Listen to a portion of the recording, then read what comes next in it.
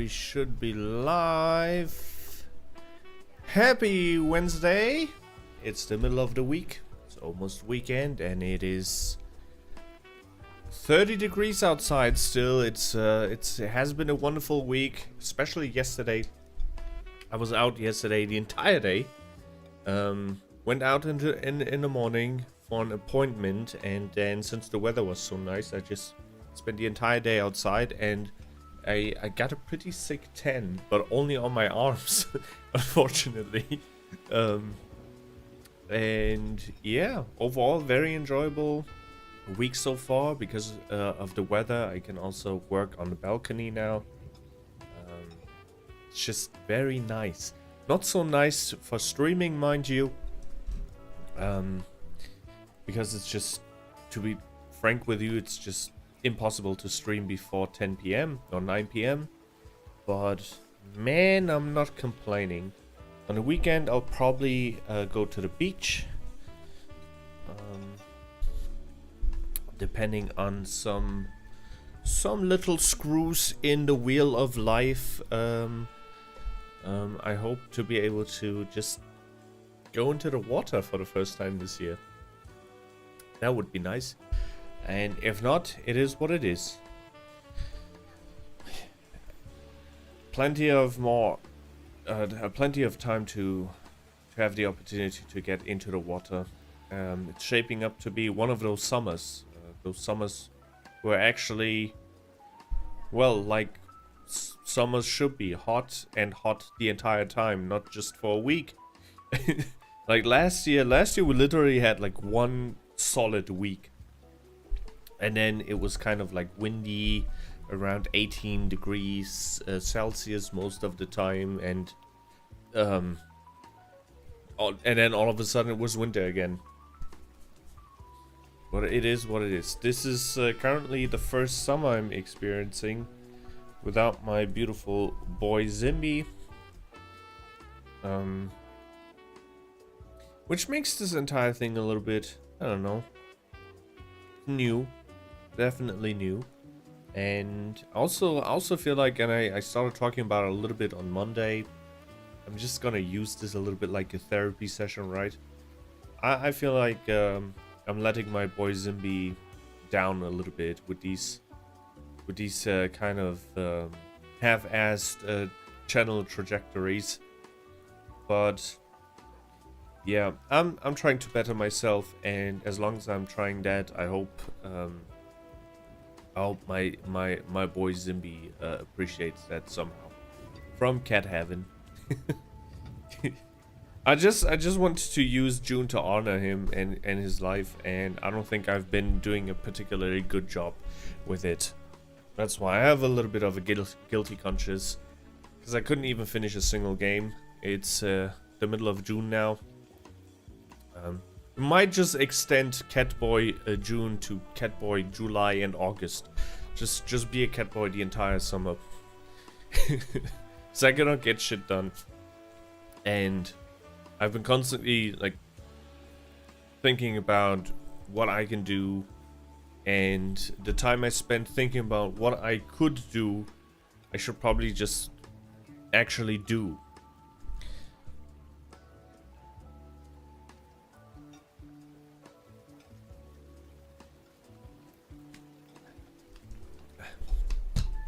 A little bit less telling and a little bit more showing is what this channel definitely needs. But I'm not here to talk about the channel for another hour. I did that on Monday, and nobody gives a shit. And nobody should give a shit, to be totally honest. I'm the only one that should give a damn about how I should grow this channel, how to be an official content creator. Let's just enjoy the evening together. I have a bunch of videos for you lined up. And one of them is actually related to multi-streaming, believe it or not. The good old dude Nutty. You know, the guy who creates these awesome widgets, including the multi-chat widget. He got suspended on Twitch. And allegedly, we don't know for sure, he got suspended for showing the multi-chat on his stream, which is crazy because he always says in his videos, it's kind of funny that it happened to him because he always says in his video to do multi-streaming and to show both chats on your screen, because what is Twitch going to do? Ban me? That's almost like an iconic phrase that he used to say in his videos, and now Twitch banned him for showing the YouTube part of the stream, which is very funny.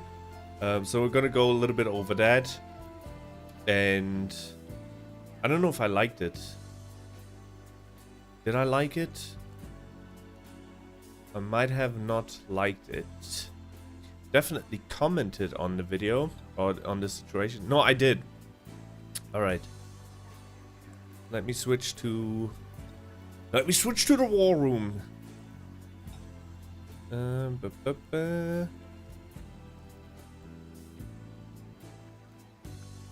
Yeah, let's switch to the talk show room so you can see what is happening here.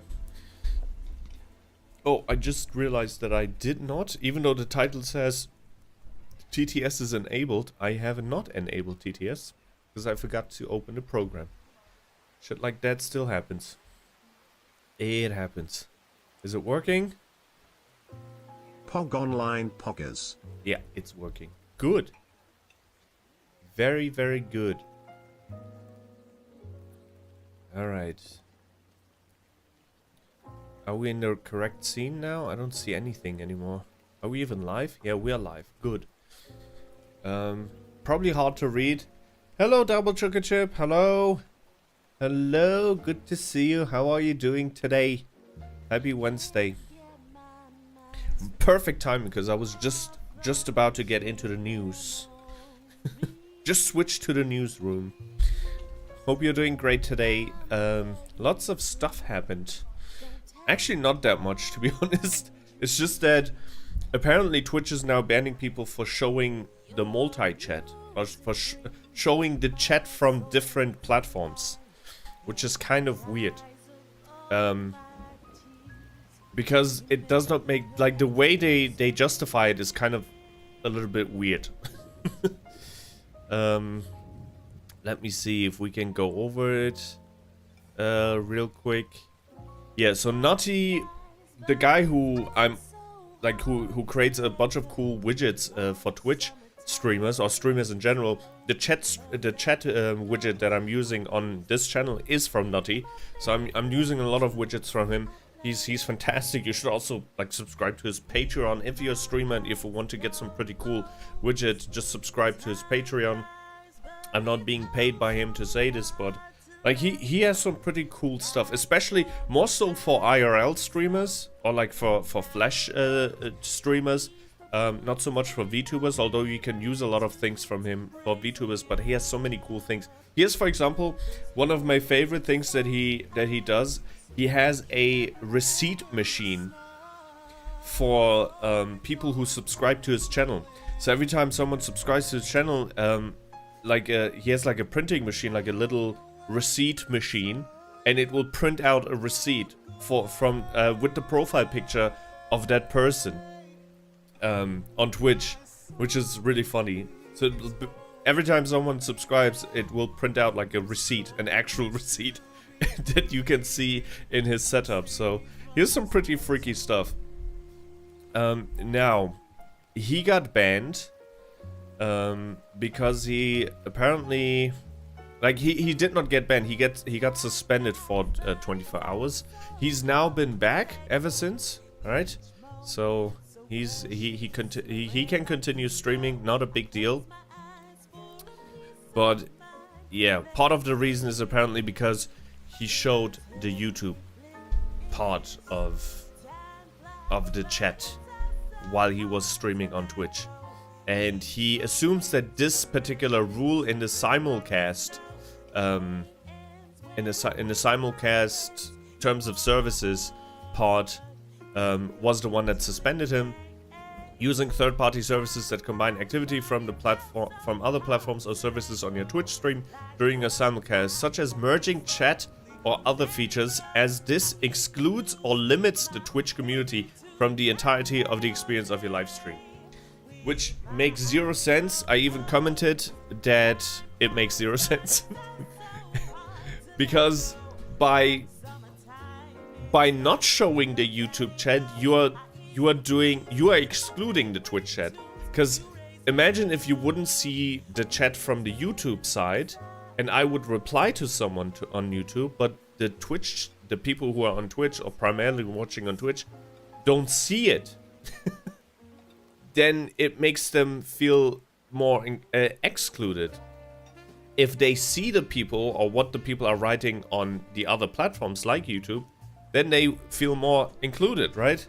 So the entire reasoning makes zero sense, because it's the exact opposite. If you don't show the chat of the other platforms, then the people will feel excluded from each other. Like, if the YouTube chat doesn't know what the Twitch people write, and the Twitch people don't know what the YouTube people write, and I'm replying to both of them, it creates confusion. And at that point, I would say it doesn't even make sense to multi-stream. Because if you're only replying to one side, and then you only reply to the other side, but none of the sides can see each other's questions or interactions, then I feel like, yeah, there's no point in multi-streaming. But yeah, they have been on a banning stream or suspension spree, and Nutty, in his video that I watched, he made like a 10-minute YouTube video going over all the dumb rules in regards to multi-streaming, and he suggested to get rid of the badges from the other platforms. If you have a multi-chat, that you don't show the badges of the competitors, so it looks like it's just one chat. So I might actually be doing that. Although I'm not I don't think that Twitch will ever see our channel anyway, so I feel like we should be safe. We're definitely flying under the radar. I can guarantee you that we can also watch an entire movie at our size right now, and Twitch will probably not notice. But yeah, better be safe than sorry. You just never know. You never know. You never know. Because there are a bunch of Twitch employees who browse the website as well, and maybe they just decide to, I don't know, zap through channels, and then they land on ours, and then we get suspended. Let's not do it. Let's not risk it. Hello, Kenny. Thank you so much for following. It's my first time here. In fact, it's my first time using Twitch. That's awesome, dude. Does that mean I'm your very first channel on Twitch? I'm the first interaction you have on the Twitch website? That's awesome. And you are very lucky, because that is you immediately or accidentally pick the best streamer on the platform, which is me, and also the best community on this platform, which is the Jinyo Force, which you are now a part of. So welcome. Welcome. How are you doing, Kenny? Kenny Dex 101. Sounds like you're a Pokemon fan. Reminds me of Pokédex. You enjoy watching Pokemon? I swear to God, if Kenny is a bot, I'm gonna lose my mind. Getting very suspicious of any interactions here. Plus, bots are getting smarter with every passing day. Okay. So that was pretty much all I wanted to say about this Nutty got banned suspended situation. Yes, I'm a bot. God damn it. They are here. They are here within our communities. No, I'm just saying because the... where are you from, Kenny? I'm asking because, like, we have a very multicultural, international community. The majority is from America, so I'll just assume that you are from America, but I'm from Germany. Headquarters are in Germany. Ah, Malaysia, Chinese descent. Very cool. You're not the first Malaysian Jinyo Force member. We have one other, but that other person is from on YouTube. Is usually watching us on YouTube. We're multi-streaming, so if you do get ads and if you cannot subscribe on Twitch, which you should definitely do, you should always subscribe to me, no matter where you are. But subscribing on Twitch is not like subscribing on YouTube. Subscribing on Twitch, like, will cost you unless you have a Twitch Prime. But I'm just saying, if you encounter like 3-minute ads, you can just switch over to YouTube. Avoid the ads, watch me on YouTube. Once the ads are over, you go back to Twitch. You can cheat the system a little bit. Or you could buy a subscription.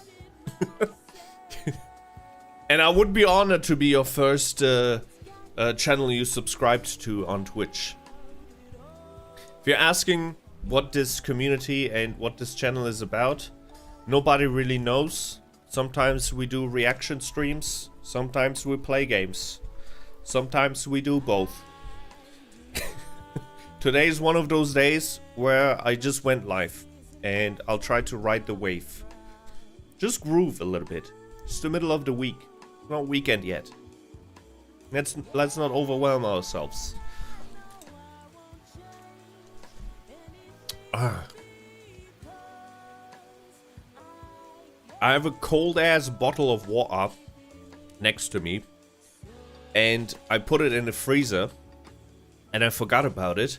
So now there's like a little iceberg inside of my bottle of water, which is perfect because my room is hot as shit.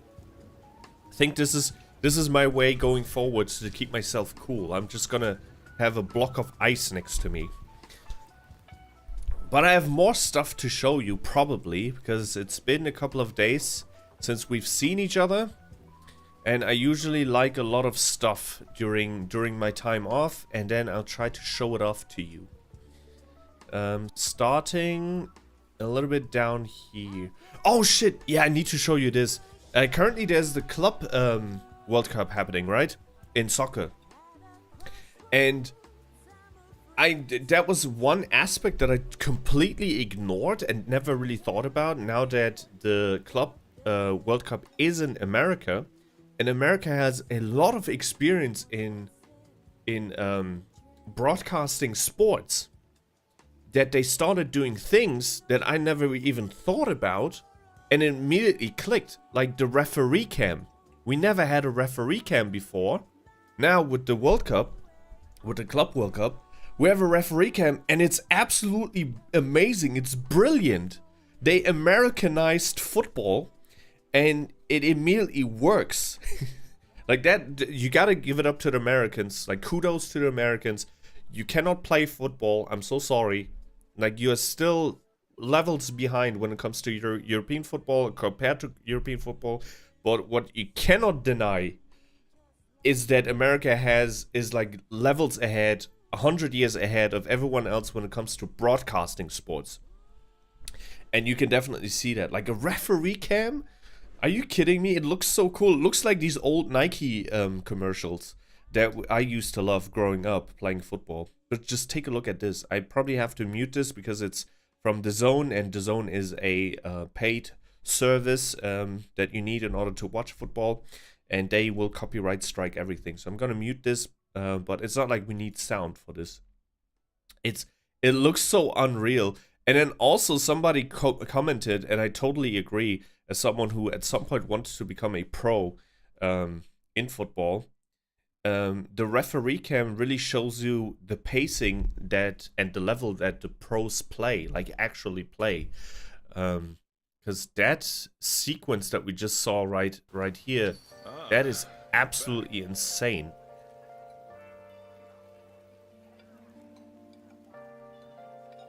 Someone commented and said, let's be real, none of us could have been a pro. And when I saw the pacing of this, I was like, that might be right. That might actually be right. Because when I still played actively, like I was so confident that I could definitely pursue a pro career, or at the very least a semi-pro career. But then when you watch the level of like quality and pacing from that referee cam, right? That's just next level. Maybe I was a little bit overconfident. Okay, so kudos to the Americans for that. What I did not like, and you can definitely see that the American influence, is that they now are starting to play ads everywhere. Like when there's a substitution, now you see a small ad. I mean, substitutions, nobody really gives a damn. Like, it's not like you need to pay attention of what is being said during a substitution, because it's just the announcer in the stadium will just say the number 22, which would be, I don't know, Harry Kane, for someone else that plays at Bayern. It's not like something important is happening or anything like that. So you can definitely play ads during that, but I hope it's not gonna become a like default setting, right? I want football to stay the way it is, and it's been working fantastically for the last 100 years, and we don't need more ads. Like, if they turn football into the basketball, which is a chore to watch for someone who grew up watching football, I cannot stand watch the NBA games. I'm sorry, but there's just too many interruptions. It completely freaks up the flow of the game. And if you're used to seeing one ad, which is happening during the halftime, watching basketball will drive you nuts. Like, literally. it will drive you nuts. Because as a football fan, you get to see 45 minutes plus some additional minutes, right? Sometimes you have a little bit of like 5 minutes additional overtime. But 45 minutes of uninterrupted football, uninterrupted sports. Then there's a 15-minute break. And during that break, you will see ads, and you will also see a little news section. So the news will, there's like a 5-minute-ish news section, and then there's going to be a bunch of ads. And then the second half starts, and it's another 45 minutes uninterrupted second half. So you basically get to see 15 minutes of interruption for 90 minutes of sports. In basketball, you get to see 3 hours of interruption for 40 minutes of sports. It is absolutely mind-blowing. And I can guarantee you the reason why the ratings are failing or decreasing in the NBA is part of the reason. Because there's a new generation emerging that is watching TikToks all day, and TikToks are 15 seconds and then a little bit longer than that, depending on the TikTok. And then they swipe away. So you cannot expect a kid that grows up with TikTok to watch 3 minutes of play and then a timeout and then commercials, 3 minutes of commercials or 4 minutes of commercials. And then they get to see another 30 seconds of play. Whoops, timeout, another like 3-minute commercial. That is the reason, I swear to God. Forget about stars and discussions around the NBA or rules. It's nothing to do with that. It is the format of the NBA. It is completely unattractive, a complete unattractive way to broadcast the sports. Everyone hates it, and you see that on Twitch as well. Like, it's really not a secret. You can be the best entertainer on Twitch, but as the moment an ad will be played, a 3-minute ad, uninterrupted ad, people will leave. So why should it be different, like watching sports? Especially in like a really high intense situation, right? Fourth quarter, only 1.5 minutes left to play. The game is tied. There's a timeout being called, and then whoops, 3 minutes of ads. You get the immersion gets broken. So NBA, fix your shit. The ads are killing your game. It has nothing to do with the rules. I don't know why they try to blame it on the rules. Oh, people are shooting too much 3-pointers. Nobody gives a damn about that. What people care about is watching the game. And if a game takes 3 hours, even though it's just 45 minutes, right? what is it exactly? It's 12 minutes per quarter, right? So it's 4 times 12. Yeah. So it's 46 minutes. But a game takes 3 hours. That's too much.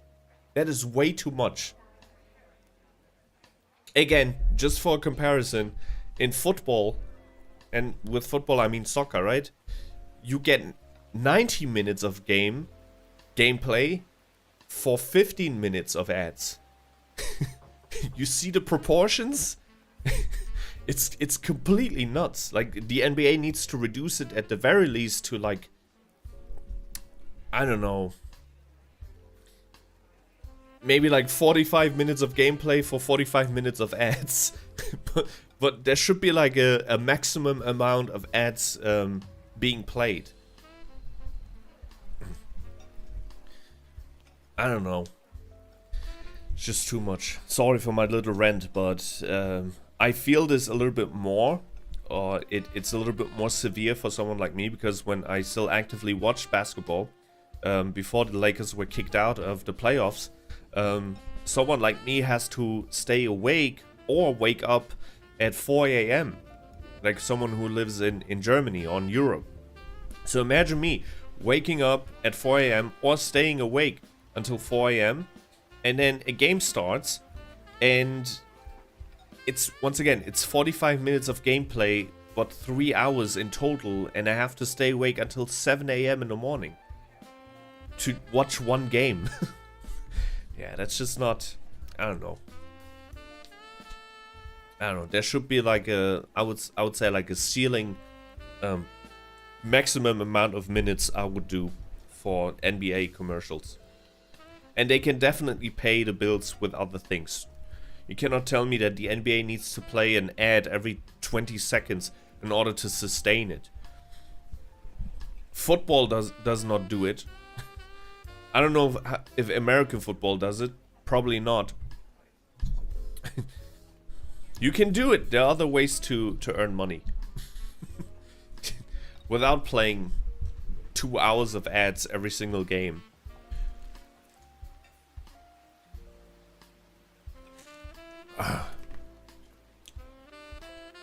Okay, so that was my sports rant of the day. But I've liked more things, I believe. Where did we stop the last time? Oh, look at this cute cat. Oh, how can you not like cats? Seriously. Oh, he doesn't know what's happening around him. Beautiful. I think that is where we left off the other day. Oh yeah. Oh, this one we did not talk about. Let me just. Where's the music? I need to mute this for a second. Now we're gonna go back. Now listen to this. Cheating while being in a relationship is very common thanks to... Wait. In Japan, cheating while being in a relationship is very common thanks to happen. Nande is this happen? Reason number one is that Japanese people working for Japanese company, and there's a really unique culture called nomikai.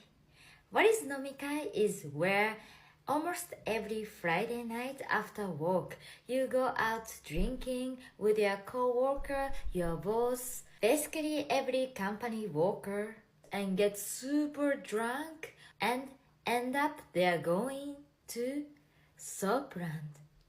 Interesting things about this is that a brothel. All those is paid by the company expense. So basically, going to Sopland, getting super drunk at izakaya bar is also part of the connection as a company members. But yes, and partner has to accept that, and then most of the Japanese people accept because it's just, company events at the end of the day. Do you think that nomikai and going to shop brand with your coworker or boss is necessary and paid by company expense to connect? What do you think that? Or do you think this count as cheating? Let me know your opinions, and if you wanna know more about why cheating while being in a relationship is very common things in Japan, let me know as well. So I did not know that, and yes, that is definitely cheating. There's no discussion. It's just cheating disguised as like company event. That's what it is. Which it's crazy. First of all, I think it's nice that it's like the company pays for it at the very least. It would be even worse. Like, don't get me wrong, cheating sucks hell, and you should not do it. I hate cheaters in every way and form. Even cheating in games sucks, right? It's not just IRL, cheating in relationships, cheating everywhere sucks. Cheating the system sucks. I mean, I did cheat in exams a couple of times, so I guess there's one exception where cheating is not that bad. But everywhere else cheating sucks. I think I feel very bad for the Japanese women, because now it's kind of like, if it's like working culture, right, and it's accepted as something completely normal, but no, it's cheating. And I wonder if all men do it, right? There's probably a loophole or like a gray area where you go into the brothel, right, with your boss, and you go like, oh yeah, boss, I'm gonna cheat so hard on my on my girlfriend. Let's do this. And then they just go and have a drink with the women inside, which is already bad enough if you're in a relationship, or even more bad, like if you're married or anything like that. But I do sincerely hope that some men will just opt out of it somehow. Like, they go in together, but they don't do anything, because who's gonna tell? The boss is probably, everyone is drunk, right? It's kind of, I don't know. That should not be part of like working culture at all. I mean, having a drink after work, maybe once or twice, could be nice, like once a month or anything like that, but not every Friday, bro. I don't know how the older guys deal with it, because if you're like 18 or 19 or 20 and you work in that company, that's probably like your dream, right? I would definitely participate there when I was like 18. The company pays for it, bro. We're gonna be partying every Friday with our boss and then hook up with some people. That sounds like a dream. But do you want to do that every Friday for the rest of your life in that company? Like also get like blackout drunk. That shit is insane. Absolutely insane. And if you're a little bit older, you know that the older you get, the harder the hangovers the harder the hangovers are. Like, now if I moderately drink, right, not even pass out drinking, like if I just drink a couple of like vodka energies or anything like hot stuff, right, it completely ruins my week for like at the very least 3 days. For 3 days I'm not at 100%.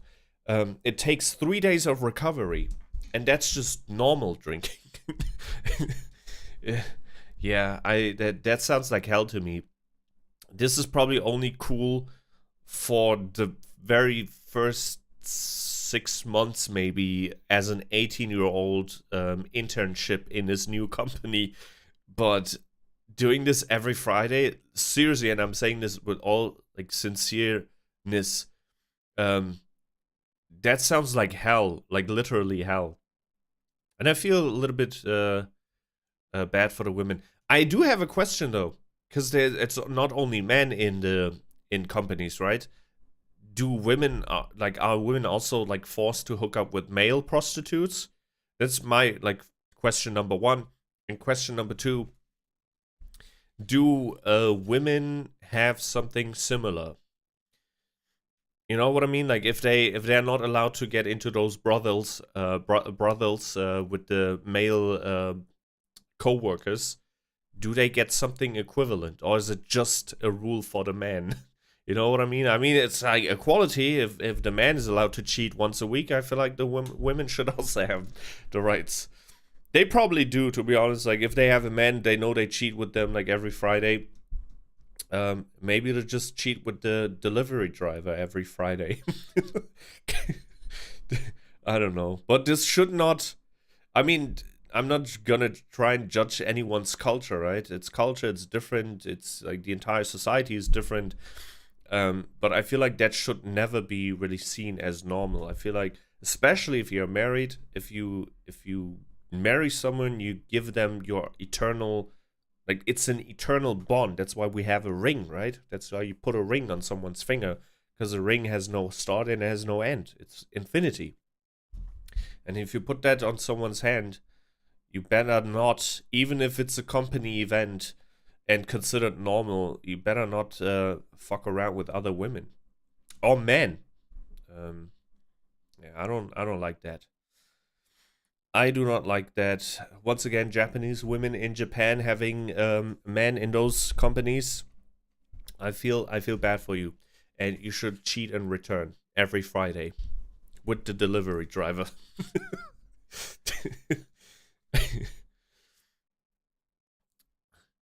Maybe there's a loophole. I don't know. Maybe the women are allowed to just sneak into the brothels, right? And then just sleep with the men. I don't know. I hope there's a loophole somewhere. Let's check the comments. Are there any... oh yeah, of course, people are doing this. Of course, oh my god. Checking the comments was a mistake. Of course, people only focus on one thing. And I get two things to be more specific. That's how the male brain works. That's how the male brain works. And that is also an unfortunate reality, is that a lot of women, it doesn't matter what they say, they're just getting sexualized. It's also unfortunate part of the content creation space for women in particular. It's just, like, it did not matter what kind of information she portrayed, as you've seen here. 231 likes for this Zoom. What I gained from watching this video. Once again, our male brains are definitely... we're definitely wired to focus on this area. But, yeah, it just not be the main focus when you're watching a video of someone, right? And people will also blame them. That's the worst part. People will say, "What? She wore that on purpose," so people will look. It's the victim blamers. It's like when someone gets S8 and the first comment is, "Well, what did she wear? What does it matter?" No means no, scumbag. All right, we are moving on to... Oh, this video is funny. Oh shit, this video is funny. We're just gonna play other music over this. Lots of copyrighted music, and so far every single Just Chatting stream has been striked, which is very, very unfortunate. I did use some of the automated systems on YouTube to get rid of the copyright infringements. So some of the older VODs might be very choppy or like chopped up. Some of them might have muted sections. So I apologize for that for anyone who might come across one of our older VODs on YouTube. It's just that I use the automated system. Like, YouTube will tell you that... Oh, hi Luna Doodle! Luna Doodle! Noodle Doodle! Doodle Doodle! Welcome to the Jinyo Force. Thank you so much for following. Hello! How are we feeling today? Happy Wednesday. Sorry, I did not hear the alert. For some reason, alert is only one-sided. Maybe I turned off monitoring in OBS, I don't know. But for like a couple of days now, I don't hear any alerts. You hear them, I don't. But how are you doing? Welcome. What was I just talking about? I forgot what I was talking about.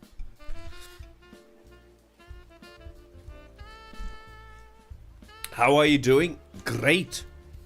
Thank you so much for asking.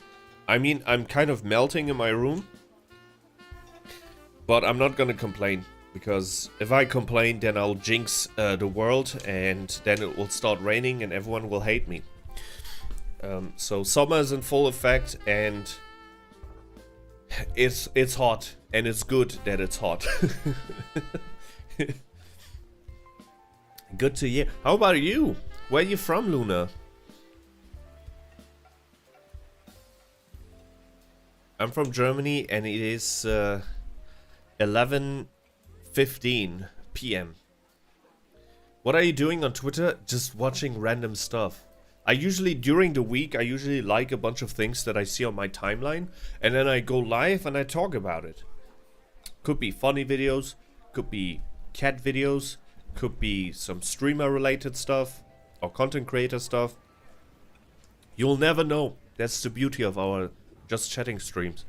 We start on one topic and then we end on a completely different one.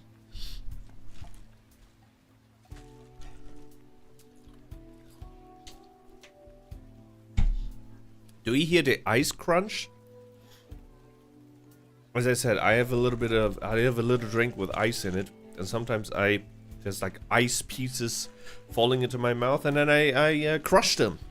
So if you hear those, I apologize. This is not supposed to be an ASMR stream. Oh, speaking of ASMR, there's another thing that I could show you. Just a little bit sad, because it kind of means that a year from now, 2 years from now, nobody's gonna watch Jinyo anymore. We're gonna be obsolete. Humans are not gonna be watched anymore. It's just gonna be AI slop.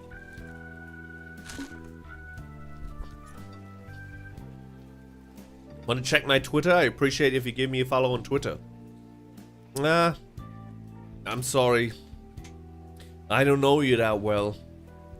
What do you do on Twitter? Trust me, you don't want someone who doesn't know you, who doesn't engage with your content to be a follower on Twitter.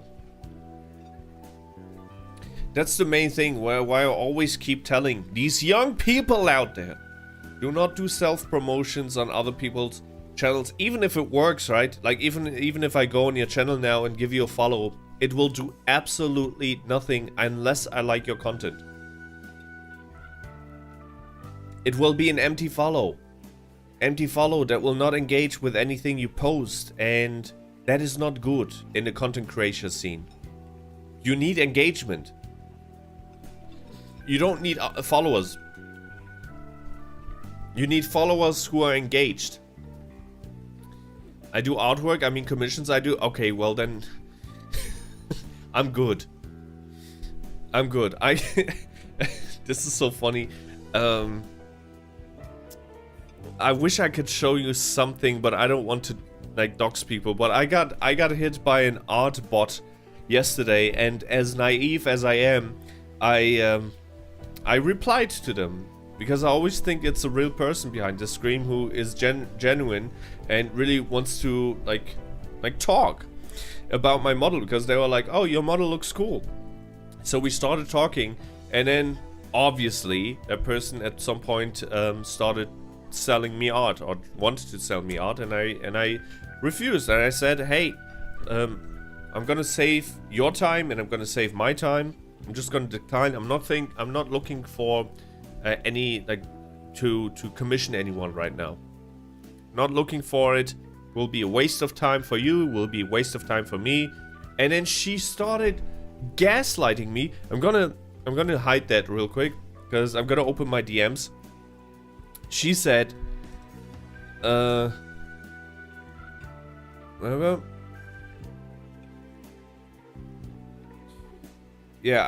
she said, hey, I'm doing artwork and yada yada yada, premium stuff.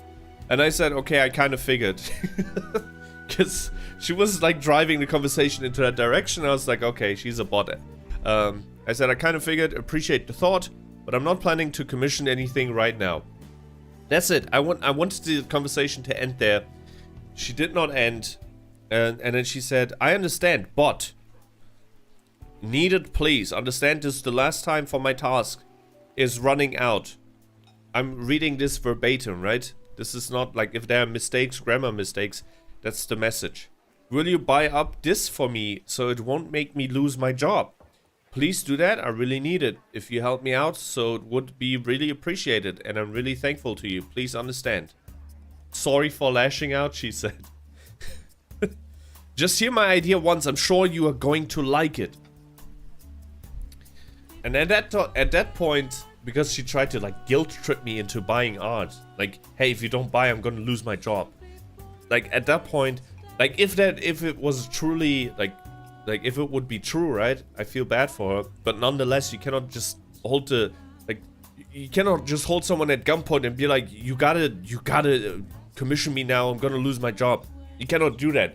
No matter how desperate you are, you just it doesn't work. Like, I wish I could help everyone out with their jobs, but I can't. So I was like, okay, you really want to do this? I said, so what's your wonderful idea? Because she said, I have a fantastic idea and I'm sure you will like it. And of course her idea was to sell art. Her idea was to make a character sheet. It's like, I don't need a character sheet. So she described all of it. I can do a character sheet with your model having horns and whatnot, right? Different eye shades and paint of shoes in different colors and tails, as well as few different faces, expressions. What do you think? And I replied with, I think I'll pass. Thank you for the pitch though. Good luck going forward. She said, did you not like my idea? I said, to be totally honest with you, I tried saving your time and my time before when I said I'm not interested in commissioning anything, and your idea did not change that reality. Sorry. Have a nice day. I try my best with these bots. I really do. But she did not listen. And I lost an hour of my life, and she did as well. The conversation really needs to end at I'm not interested in commissioning anything. And you, like artists, I know the market is really tough, very saturated, lots of competition, especially now with AI, where people just say, no, I'm just gonna do it with AI. I'm not one of those people, by the way. But I understand where people are coming from with just spamming people or having these art bots, right? I understand. But if someone says, I'm not interested, you should leave it at that. It's just a waste of time. If someone is saying, I'm not interested, stop wasting their time. Please. You cannot force people into buying something. It doesn't work.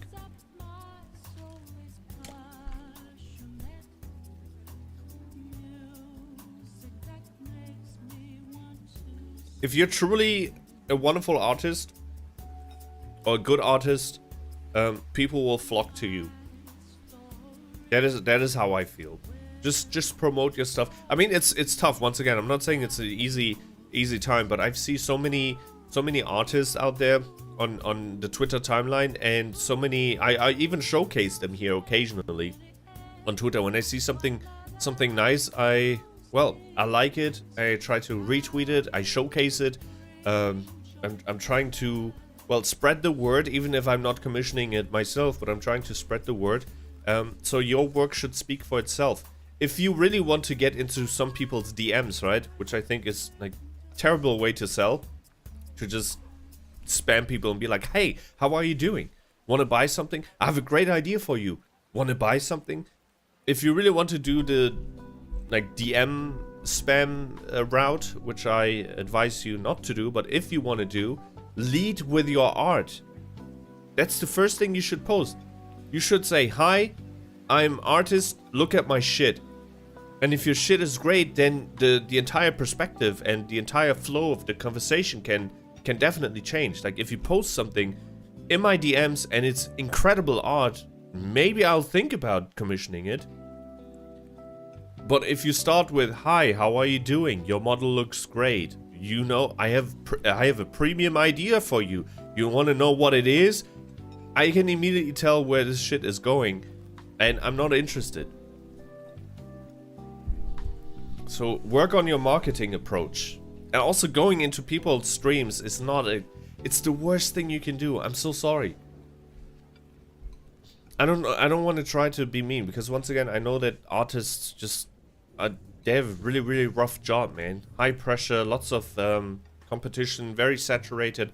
And now with the AI stuff also having like existential crisis, I definitely feel for you. Like, I'm aware of the situation of the market, but that still like shouldn't justify just going into people's streams and be like, hey, wanna follow me on Twitter? When I have something for you. I have art. This makes me not want to do it. This is something you need to understand. It's like, if you do self-promotion in people's channels, it's it's the least effective marketing method. Like, seriously. It's like the people in like the YouTube comment sections who are like, hey, please check out my channel. I'm not gonna check out their channel.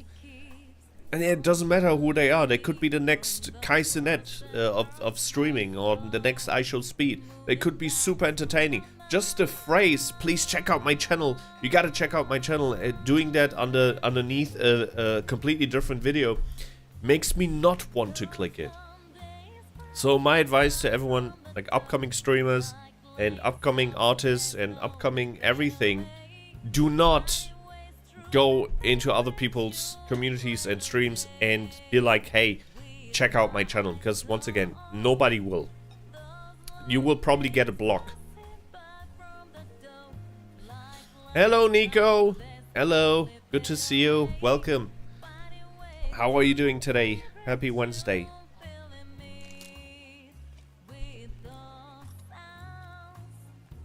Now we can continue with actually art. Told you, if your art is good, I'm gonna promote it. If I like your shit, I like your shit. Don't spam me in my DMs. Not the best, I'm a bit behind. I didn't pass my assessment yesterday. What kind of assessment? I'm sorry to hear that. I'm sorry to hear that, Nico, but always look on the bright side of life, like this Pikachu beneath the cherry blossom trees, the sakuras. Personal finance course. Personal finance course. Well, is there a way to repeat it? I'm so sorry. I am so sorry to hear. But failure is a part of life, and you'll get through it. You'll get over it. And you can try again, probably, right?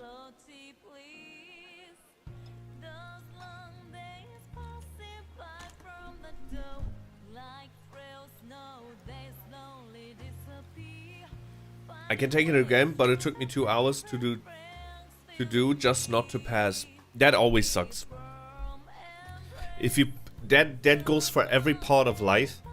If you put in the hours and you don't get the expected reward, right? The reward you deserve for putting in hours. That is always a punch in the gut.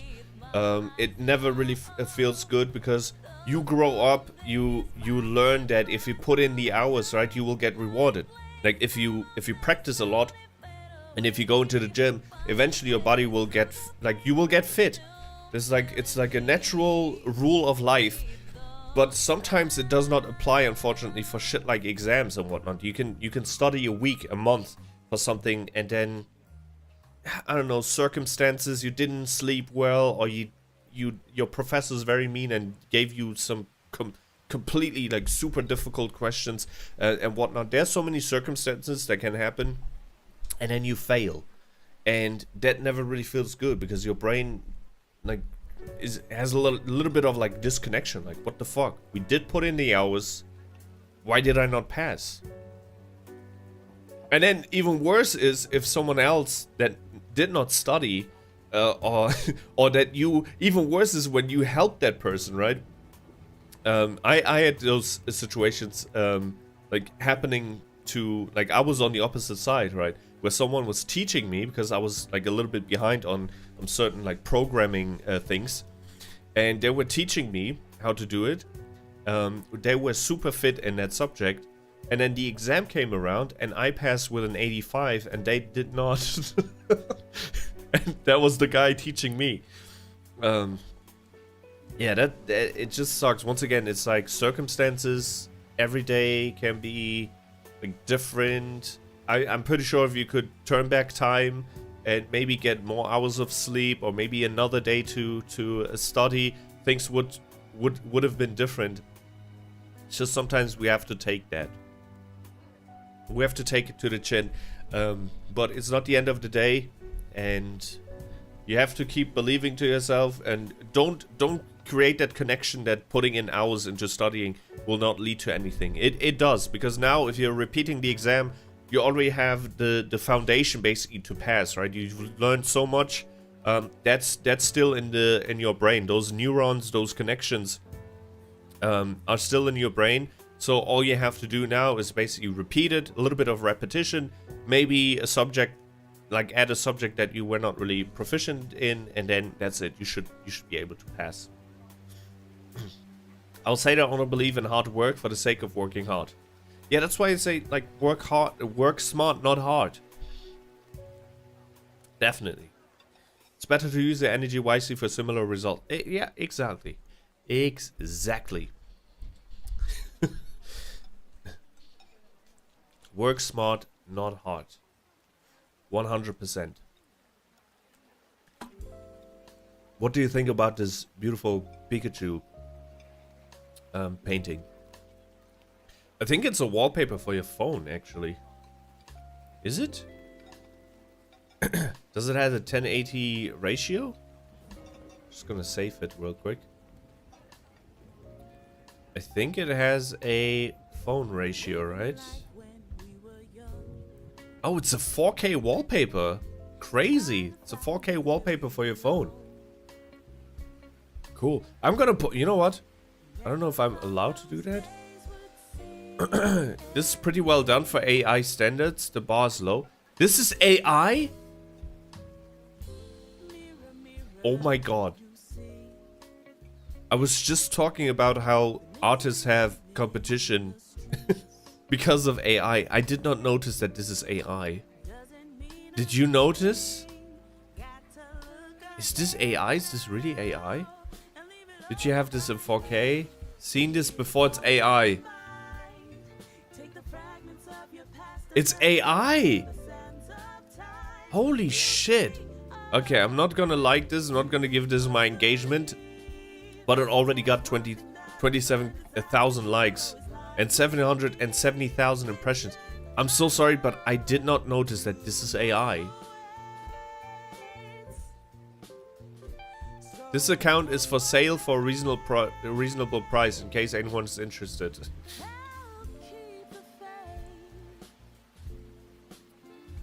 Damn.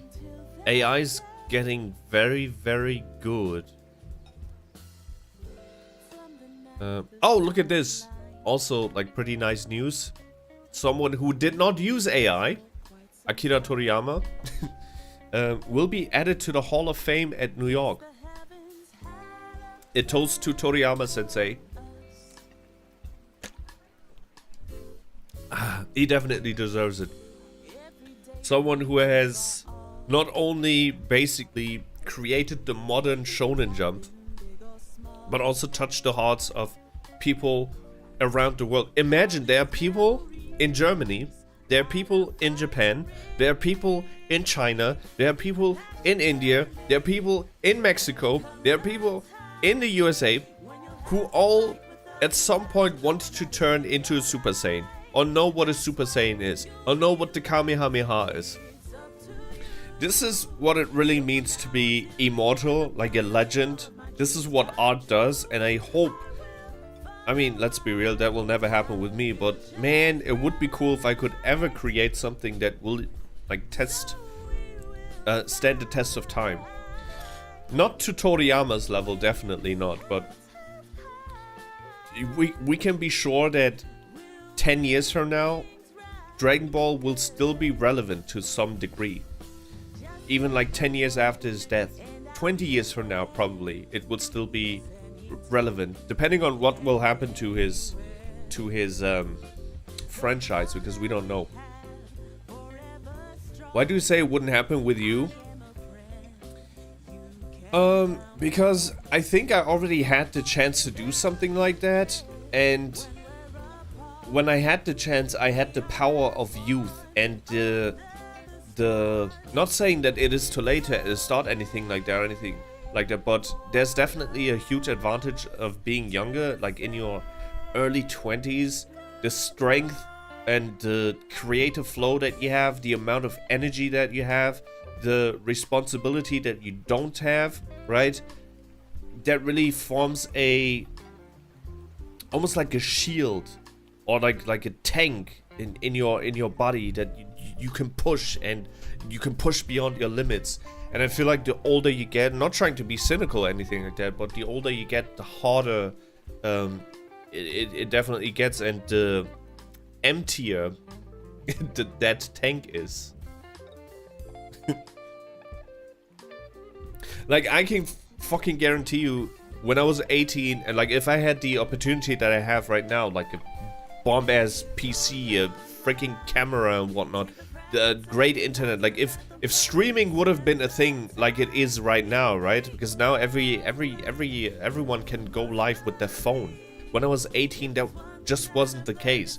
But if I would be 18 now, with the drive that I had as an 18-year-old to make it in the music industry, right? I can guarantee you that I would not leave a stone unturned. There wouldn't be a days where I would say, hey, it's too hot right now, so I'm not gonna stream. You know what I mean? There's definitely passion inside of me, passion to create. But I think you only have like a little time frame and a little window where that passion to create really is like at its best, right? Where it peaks. And I think I went through that peak when I was still pursuing a music career, and I was really dreaming, right? That's you cannot underestimate the power of your will and the power to really believe in it and thinking that you will achieve it.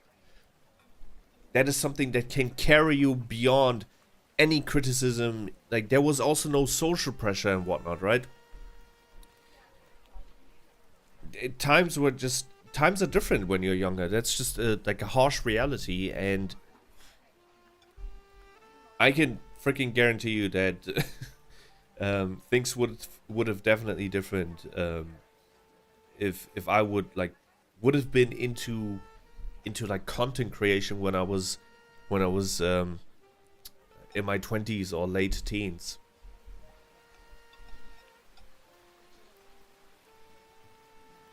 Early emerging adulthood is oftentimes an age of hopefulness, so maybe you just have less hope now that you're 1000%. 1,000,000%. Back then, like, life was like very open for me. When I said open, I'm saying that I still believe that I could like become a surgeon and whatnot. Like, I still thought that I had time for all of that, and I can do whatever the like. You can be anything you want, like that Nas song, right? If you just believe in yourself. But once again, that is it's the hopefulness, and then also the naivete. I don't know what the word is in English. Naivety, is that a word? Of the youth. Because at some point that window closes. It's just a matter of fact.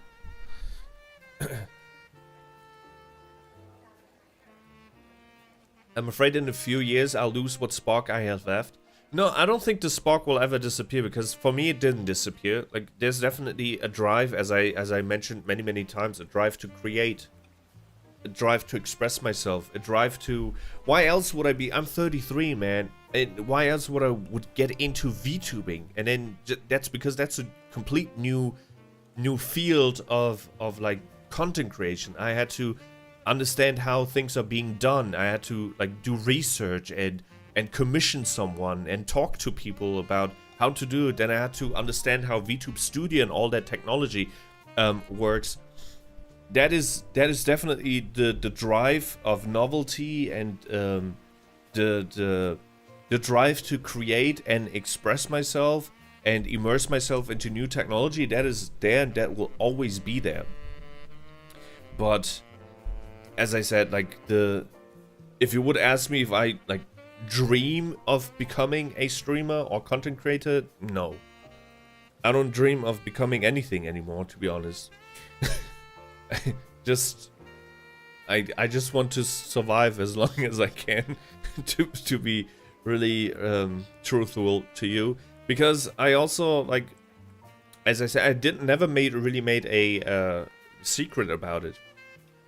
I'm currently, when it comes to life and the career I have and the expectations that I have, I'm on plan D. And if you're kind of stuck in life on like plan D, it does not really make you happy, and I'm not happy when it comes to that, 100%. But there's also no other plan.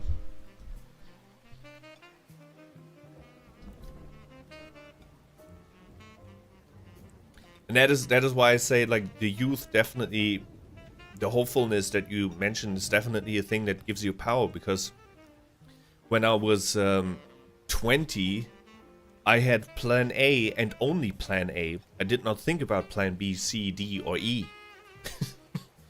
There was one goal, and I had one goal, and I did not think about anything else.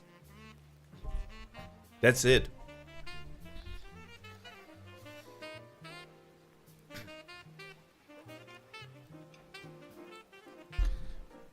So yeah, the time to be an Akira Toriyama is definitely over for me.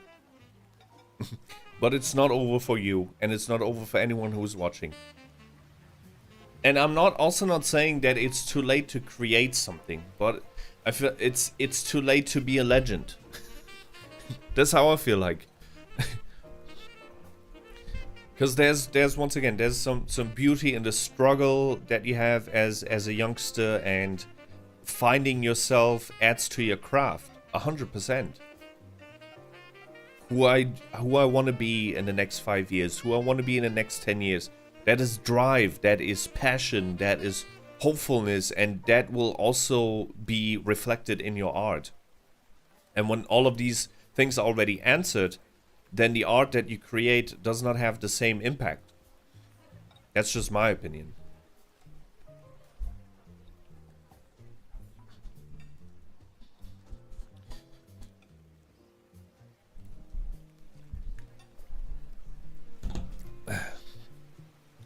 There's no need to be legendary? No. There's also not even a need to be anything special. I think having an ordinary life, just a normal as routine day, can also be super great. Especially during these times, like having a safe, kind of a safe day, safe routine, a very safe salary, in an industry, in a sector that is not being attacked by artificial intelligence right now, which is a lot. Just today in the news, I read that Volkswagen, VW, is heavily investing in robo-taxis. So they are investing in 10,000 autonomous taxis. So taxi drivers will be obsolete in the next 10 years, right? There are a lot of jobs that will be in jeopardy in the next couple of years. And I'm thankfully not worried about that part, because the things that I'm currently doing, although it can be replaced by AI 100%, but even if my company would replace graphic designers with AI, they still need people to generate the AI images, and I highly doubt that someone like my boss, for example, would do that. So graphic designers will probably just turn into graphic prompters. as sad as this sounds. Maybe movie makers in 10, 15 years will just be movie prompters. Like, the landscape will definitely change. So yeah, there's no need to be legendary. There's no need to be that guy, that girl, that woman, that man. There's no need to create something that will live on forever. Definitely not. But I can also not really like control it. To be honest, I tried distancing myself from all of this. But every single time I do, I find a different outlet. There's definitely a gene inside of me who wants to, well, express himself. Whether that's through music, whether that's through video and content creation, or through even art. Because when I was taking a break, when my cat was getting like very, very like terminally ill basically, I did not stream for a while, but what I did instead is pick up the pen and started drawing. Because I always wanted to learn how to draw. It was around February this year when Toriyama passed away. And my cat was sick. I was like, I'm gonna take a break from streaming. But since there's always something inside of me that needs to doodle around, to do something expressive. It, like, even before when I pursued music, I wrote poetry, as gay as it sounds. Like, I started with poetry, quite literally, and that was because of my teacher, actually, in 9th grade. Where we had to memorize a poem which was called Prometheus. But I cannot recite it anymore, but that was like the bits that I remember. And she called me out because I was a lazy student, kind of, right? And I had a lot of fun just reciting that poem with a lot of might. She always like, every single time I was like reciting it, she was like, put more strength into it. That was definitely, she activated it. That's why I said teachers are so important, because she is the reason when I realized that I really wanted to do something in that direction. Music is poetry if your lyrics mean anything. Yeah. I was something that was called in the rap scene a conscious rapper, which I'm not very popular, right? Not these days, at least. But I always try to write lyrics that meant something.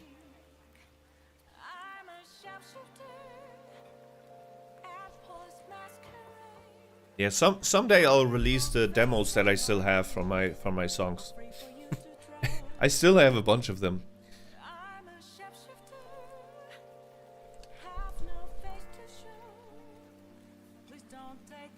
But yeah, it is what it is.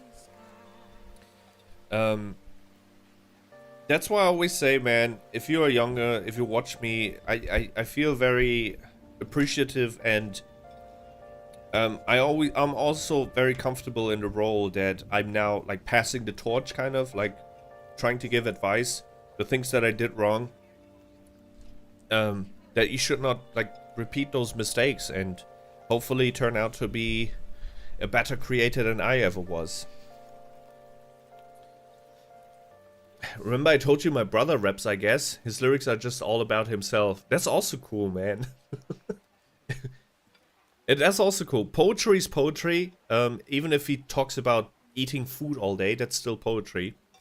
Because you're creating something out of nothing. Which is the beauty of playing around with words. You're forming sentences and rhymes out of nothing, out of your life. And since everyone's life is kind of personal, well, personal and unique, but at the same time the experiences we have are similar, that's why music and movies resonate with us so much, because it's a similar experience, but a different perspective every single time. Me going to the fridge looking for the remote remote is something that every one of us has experienced before, right? It's a shared experience, but the way I would portray it might differ from the way you would portray it. Art is also culture. You can see that with music, especially because music really changes over the decades. Some trends return, don't get me wrong, but it is art, it is culture. When the culture changes, art changes. And now, since we're in that non-analog digital era, and in an era where we're kind of starting to get removed from our human side because we're interconnected, we're always online, and AI is kind of like taking control, and we don't know what is real and what not anymore, and what is human made and what is not human made. That will also change the way we, like, music will change, and art will change, and filmmaking will change because of this. So in a decade from now, or maybe 2 decades from now, this era will probably be seen as the pre-AI era, or some shit.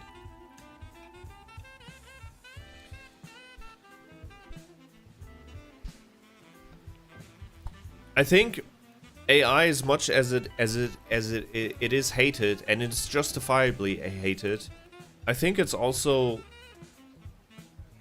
a good tool to show that every one of us humans has that creative side inside of them, but they never really had the chance to maybe try it out themselves. Not everyone had the chance to maybe go to film school and learn how to use a camera or some shit, or how to write storyboards and draw storyboards and write storybooks. And now AI kind of like helps people who never had the chance to do it, who always wanted to do it.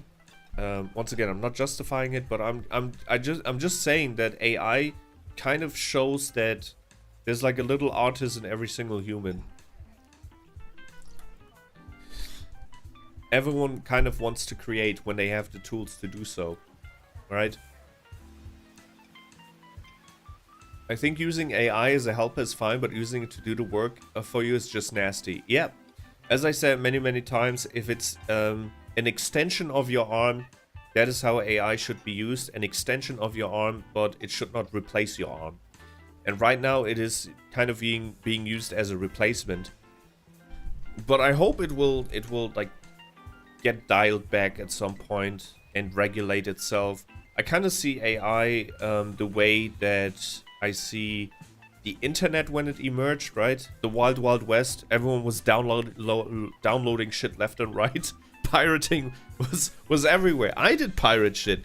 Like I pirated albums. I always talk about it. I'm not ashamed to say it, but there used to be like a torrent software that I used in the early 2000s. It was called Bear Share.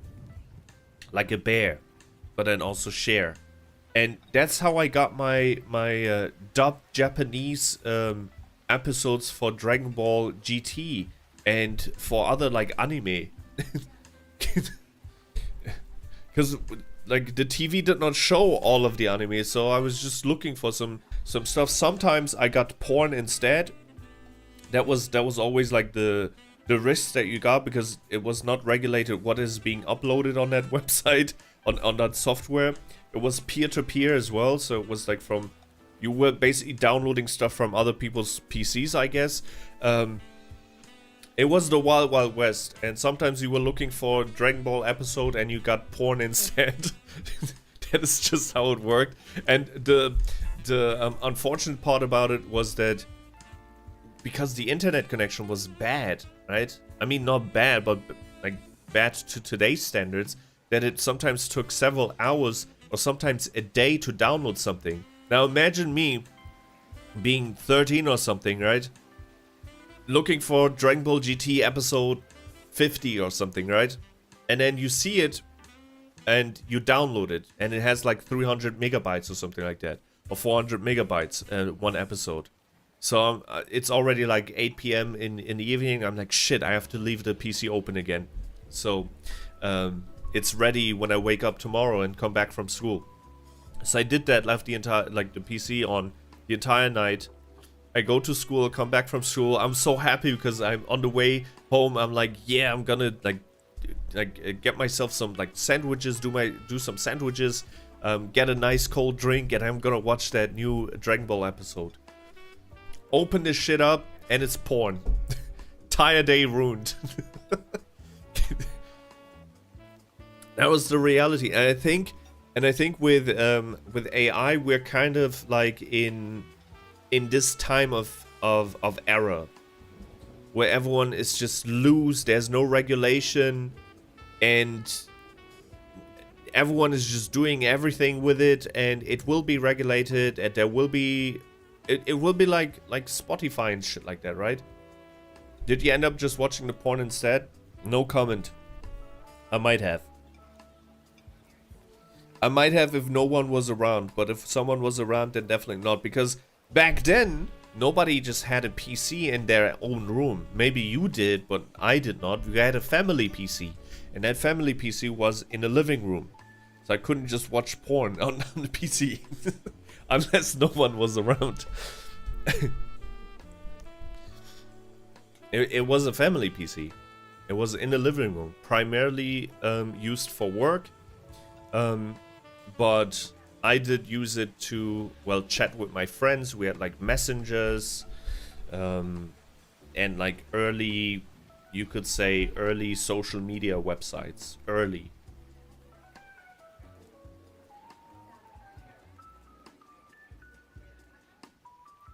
No, porn scared me at that age. Good. Very good. It did not scare me because like I already was familiar with that, with nudity, and it's so funny the way things have changed, right? Because kids these days, man, they just open their phone as unlimited nudity and porn, which is not a good thing by all means.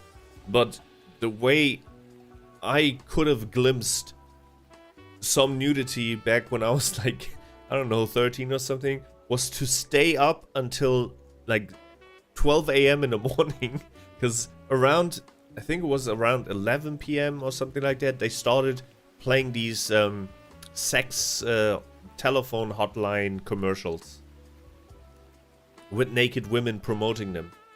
And we had a channel which was it was a sports channel, but around 1 a.m. or 12:30 or something, they would have sports news and sports related stuff, but with naked women. Basically a naked reporter. So that was, back then you really had to work to see to see some nudity. I also remember they had like around like 2 a.m. in the morning or whatever, they had these softcore type of movies. You did not see anything. Maybe some boobs. That's it. It was mostly a romance movie, I guess. Oh man, good times. Good times. I'm very glad that I wasn't exposed to like this like crazy shit that people are exposed to this day. Like even I remember like when before around the time like when Elon took over, these porn bots were like almost everywhere, right, on Twitter. And there was a good chance that if you remove the filter, because there's a filter to not see 18 plus material or just nudity or in general and stuff like that, that you can turn on and off on Twitter. And if you had it turned off, there was a very good chance that you would open a comment section about, for example, Akira Toriyama over here, and then there would be full-on hardcore corn playing in the comment section. Like no warning whatsoever, just straight up hardcore shit. And I'm so glad that I grew up during a time where it was very hard to come by stuff like that. Because now kids, dude, a 13-year-old on Twitter can just go on and they are being exposed to hardcore corn whether they like it or not, right? It's very dangerous. I'm in the age range where some of us grew up online and ended up seeing some weird stuff, not like dark web stuff, but just weird. there are a lot of adults who like My Little Pony, and there was like gore animations of My Little Pony that kids would click on not knowing. Also, Applejack and Rainbow Dash having a hoof wrestle.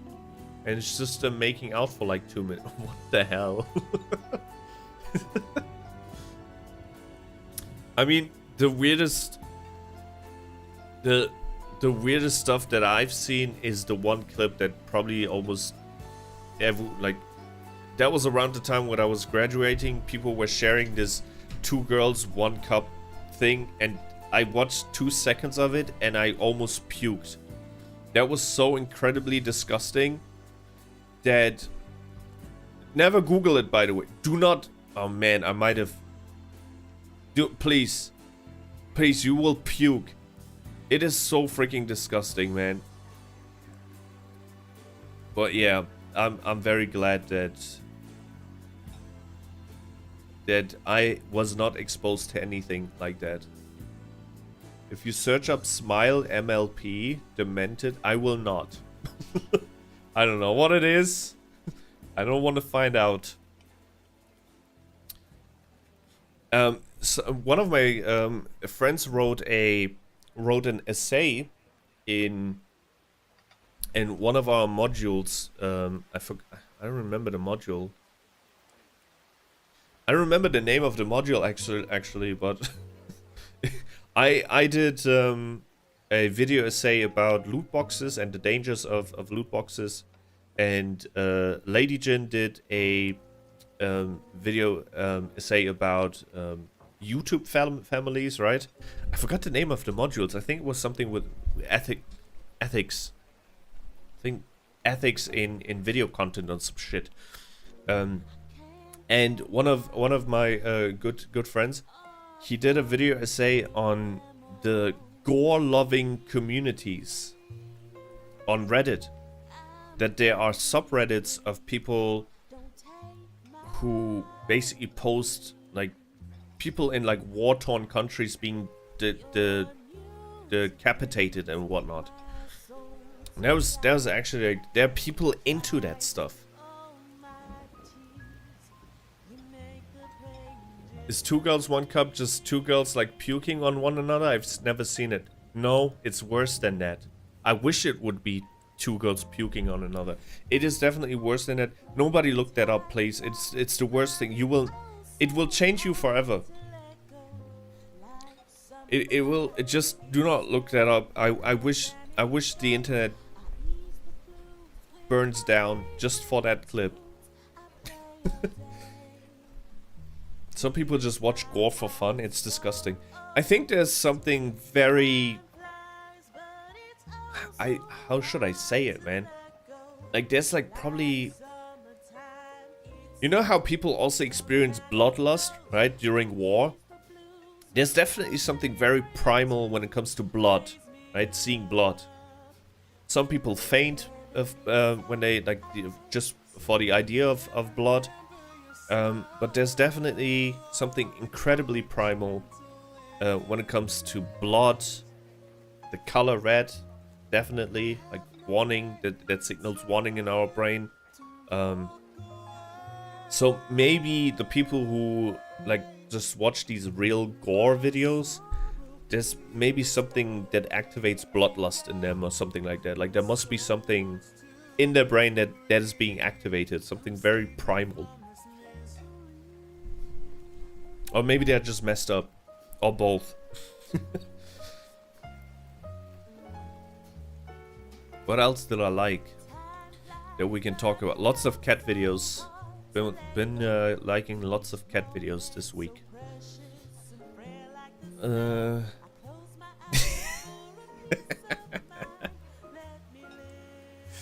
Fat Cat Core. Where was it? Oh yeah. I do not understand, seriously. I've had 3 cats in my entire life, right? And they never really were on strict diets. Usually, and that is not a good thing to do, but we did it anyways, but our cats were kind of like good with it and fine with it. We just filled their cups with food and they ate on their own volition. We did it with all of our cats, and none of them overate or overfed on things. Like, you should not do that, right? You should have specific times to fill up a cat's food bowl. But we just filled it up, and if it was empty, we filled it up again. That's how we did it. Plus snacks, plus the occasional we did a mix of dry food and wet food. Our cats never got fat. I don't understand how how how cats can get fat unless there's like a metabolism issue or something like that. But what do you feed your cats to for them to get fat? I don't understand. If you're interested in gore, there's someone. No, I'm not interested in gore. No, no, no, no. No, no, no, no, no. I'm not interested in gore. Don't get me wrong. Like, I don't mind gory games, like Ghost of Tsushima, for example. If you slice someone up, that's pretty cool. In like a video game sense, right? Or animes where like 18 plus animes who are like kind of gory, where they just slice each other up and whatnot. I have nothing against that.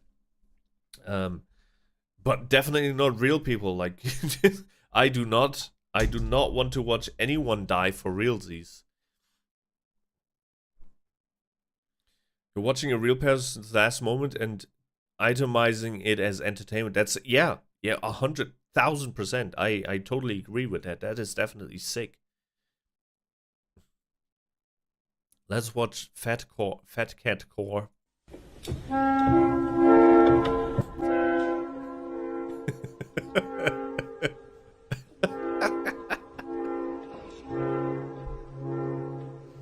Bro, I feel so bad for them. Look at this chunky boy.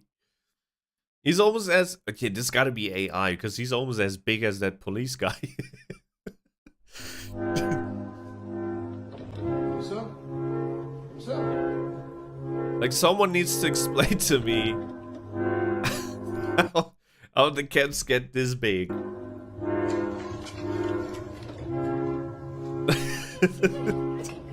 Dude! Does not fit through the door anymore. Oh, look, girl.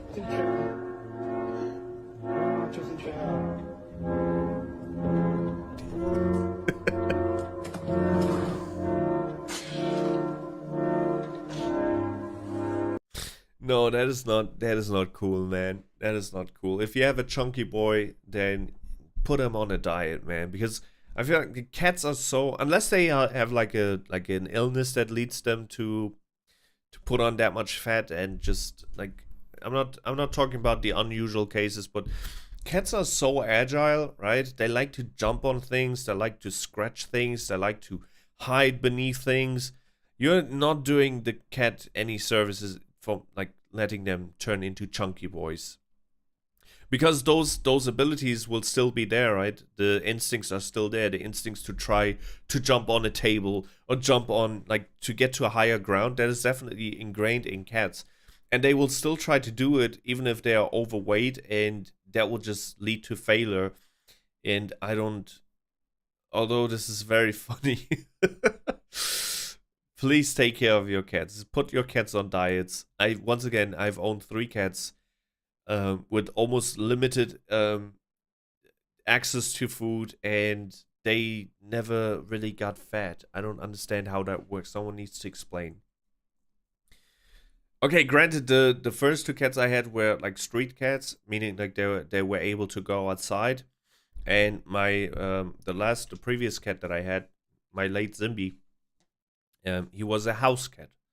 So he was not allowed to go outside. I mean, he went outside of the balcony, right? So, and he was also on the carport a bunch of times. So, and back in the day, so he definitely had his exercise, you could say. I never had a cat. Maybe you will sometime in the future. Maybe you will. I hope you will. Or get a dog or something like that, because that is definitely an experience to have, an experience that I'm very grateful for. having had 3 cats, one who was on my side for 15 years, and that is definitely an experience that I want my potential children to have as well. But there's definitely an age for it. So like if you like give your children cats too soon, right? I don't like that, because it's a lot of responsibility, and they need to be able to understand what they are dealing with, right? Even if you are like the parents end up taking care of the pets, but like the kids still need to have appreciation of and a lot of responsibility. I understand the responsibility that it's not just a pet, right? It's a life. It's a being that breathes the same air as we do. That also eats and shits and does all of that. And it's not just decoration. So it needs to be treated with respect.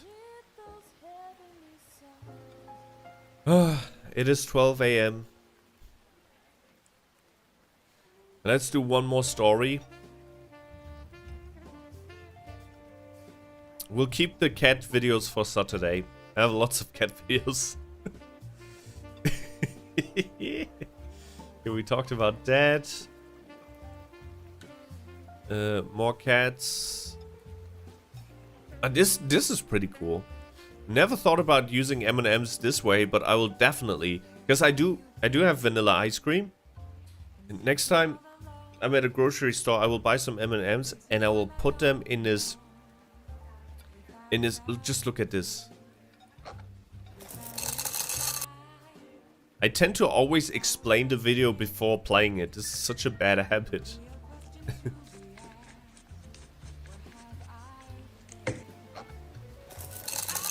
Such a cool idea. Did you ever think about using a mill like that?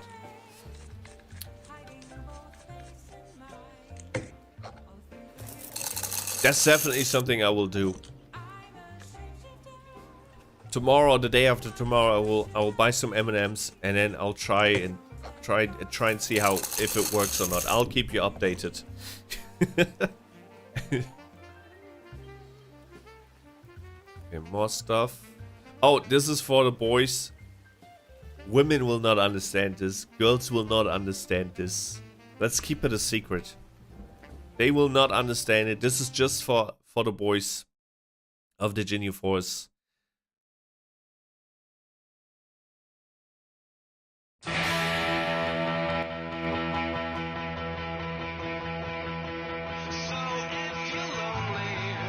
Fuck, this will be copyright striked. Oh, hell yeah. It's dope as hell. Don't tell the women why this is dope. Okay, this is just for us. This is our space. This is our thing. I don't get it. It's a rock? No. It's not just a rock. It's not just a rock. It is not just a rock. It's a rock being thrown out of the freaking plane and splashing. You just need to you need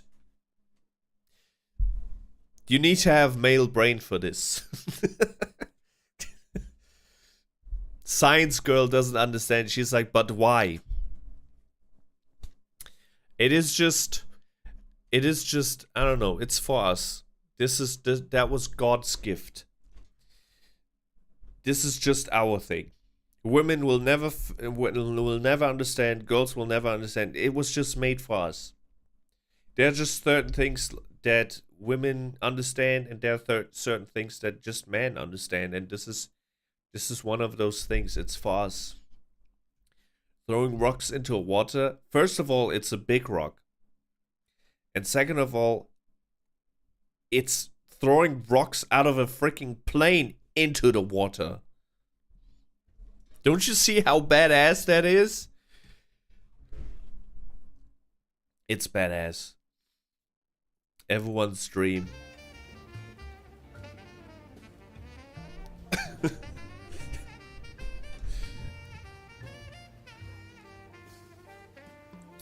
Let's see the comments. Only a woman would ask this question.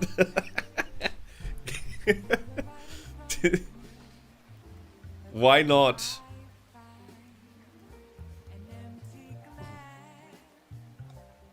Because it's what we do. Yeah, it is very hard to explain.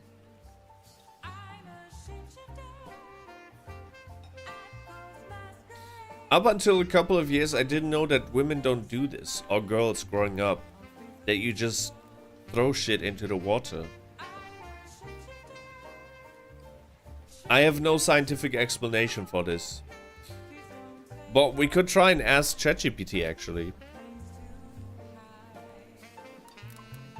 Maybe there's actually a reason for I never really googled it, but let's see. Is there a reason why boys/men like to throw stuff, big stuff, into the water? Like a scientific explanation.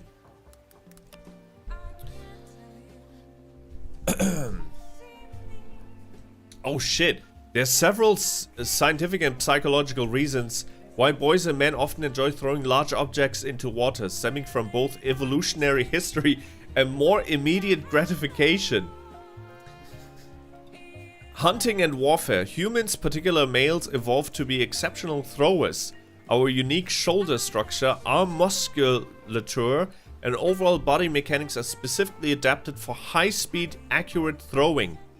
This ability was crucial for surviving, enabling early humans to hunt prey and defend themselves against predators and rivals. The urge to throw might be a residual instinct from these times. That makes a lot of sense, actually. It's an instinct, a residual instinct. Men throw rock like men throw spears into Siberian tiger. A saber-toothed tiger. I'm from the city and the beach here sucks. I'll never grown up throwing things into water. But not even a pond? Like, you should have a pond around. Like, even if the beaches suck, right? Like a pond, a lake. Skill display and competition. Historically, being a good thrower was a sign of strength, dexterity, and hunting prowess. This could have been a way to demonstrate fitness and dominance within the group. This translates into a modern-day enjoyment of competitive throwing, and the simple satisfaction of demonstrating physical capability. Throwing heavy objects further or creating a bigger splash. Yeah, the bigger splash is definitely one thing. Can be a way to show who the strongest man in the group is. That's funny. Sensory and psychological gratification. Satisfying impact. There's an inherent satisfaction in seeing and hearing the impact of thrown object. That is true. Especially into water, the visual ripple, the loud kaplunk, and the feeling of displacing a larger volume of water can be very cathartic and enjoyable. It provides an immediate and clear consequence to an action. Stress relief and catharsis, primal connection, exploration and curiosity, social bonding aspects, shared experiences, simple pleasures, lots of reasons as to why we do this. We should not overcomplicate it. I think it's the kaplank. Mostly. Because the bigger the object, the bigger the kaplank. Hitting the water. Funny. There's an explanation for everything we do. Okay, I'm gonna look through for the final story of the day. What should be the final story of the day? Not cats. Oh,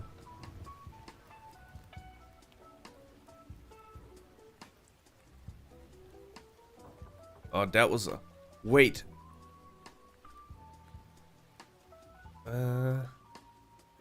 There was one clip that I wanted to show you. I forgot where it was.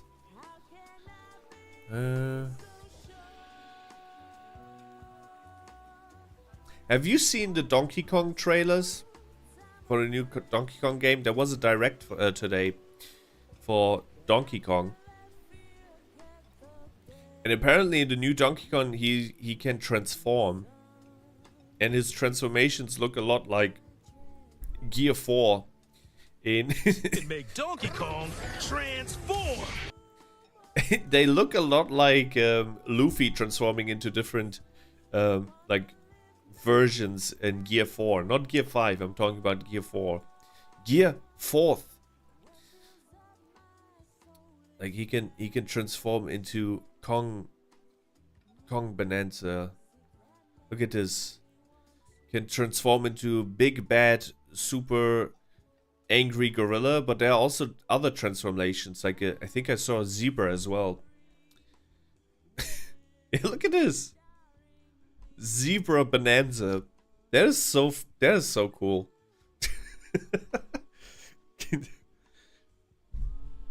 How far we've come, man. Donkey Kong has changed. For the better. I think this is a positive change. I also love his new look. Because he looks more apish now.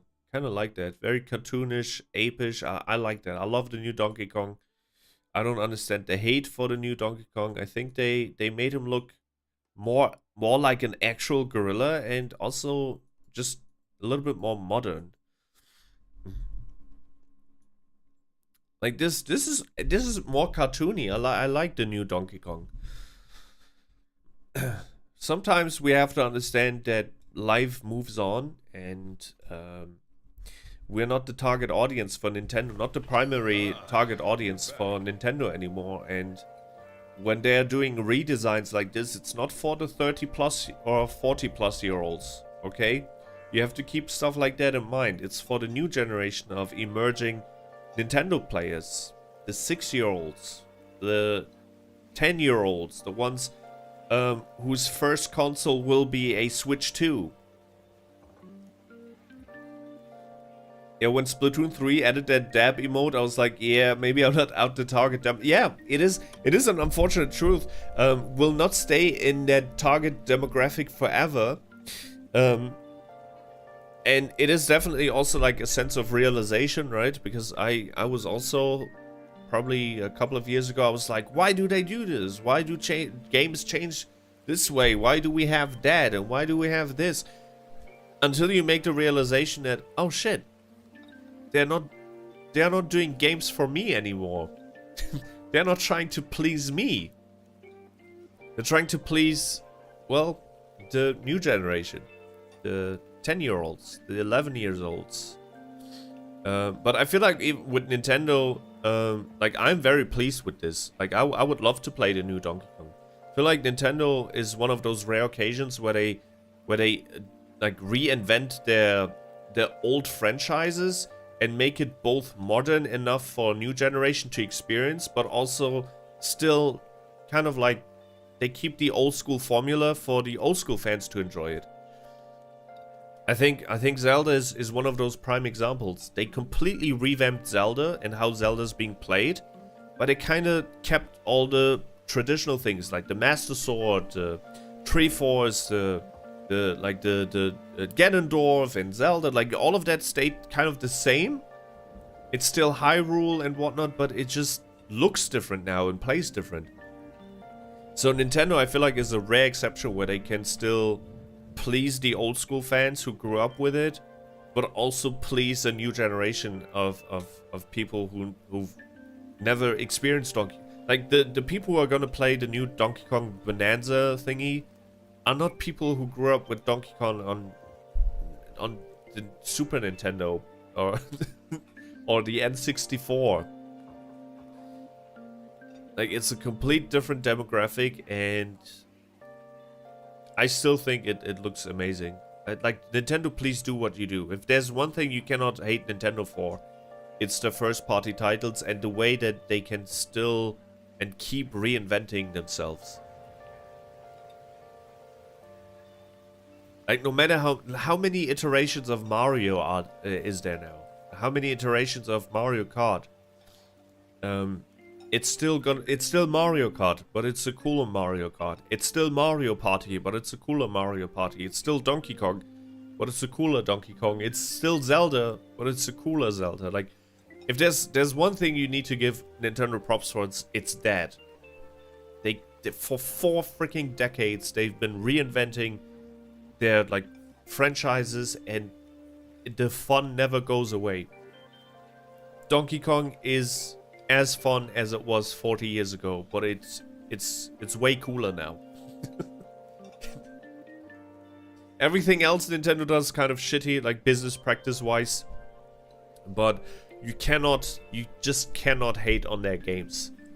You just cannot, except for Pokemon. I don't know what the frick they do with Pokemon. I always like the Nintendo art direction, but the games themselves I don't play a ton. Hello, Gino. Hi, Madara. It's not Gino, it's Jinyo. It's Jin and then Yo. Like yo mama.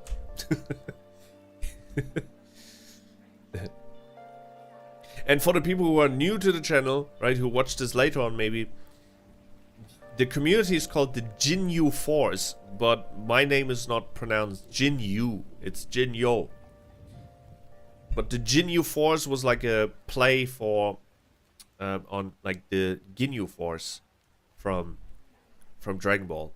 I thought it would be a cool name to adapt, like a nice wordplay. Madara-sama, hello, hello, hello. And Nico, I would advise you to play Nintendo games. They're a lot of fun. Don't be fooled by the aesthetics, right? They might look like children's games, but they are definitely they can definitely be enjoyed by all types of ranges of age. Sub, nothing much. We're just gonna we do what we do. Usually, just talk about random stuff and random topics. I like the aesthetics. I'm just cheap. I don't want to buy. Okay, that's different. And I wouldn't say people who don't buy Nintendo are cheap. They're just very resourceful. Because Nintendo, getting into Nintendo systems, the ecosystem is not cheap. It's definitely an investment. And Nintendo is probably the only company, like out of all the gaming companies, that is almost like Apple status, right? Like Apple has an incredible resale value. Like you can still buy a iPhone 13 or 14 for, I don't know, like $600 or something like that. They retain their value, and the same happens with the Nintendo games. Used Nintendo games are still incredibly expensive.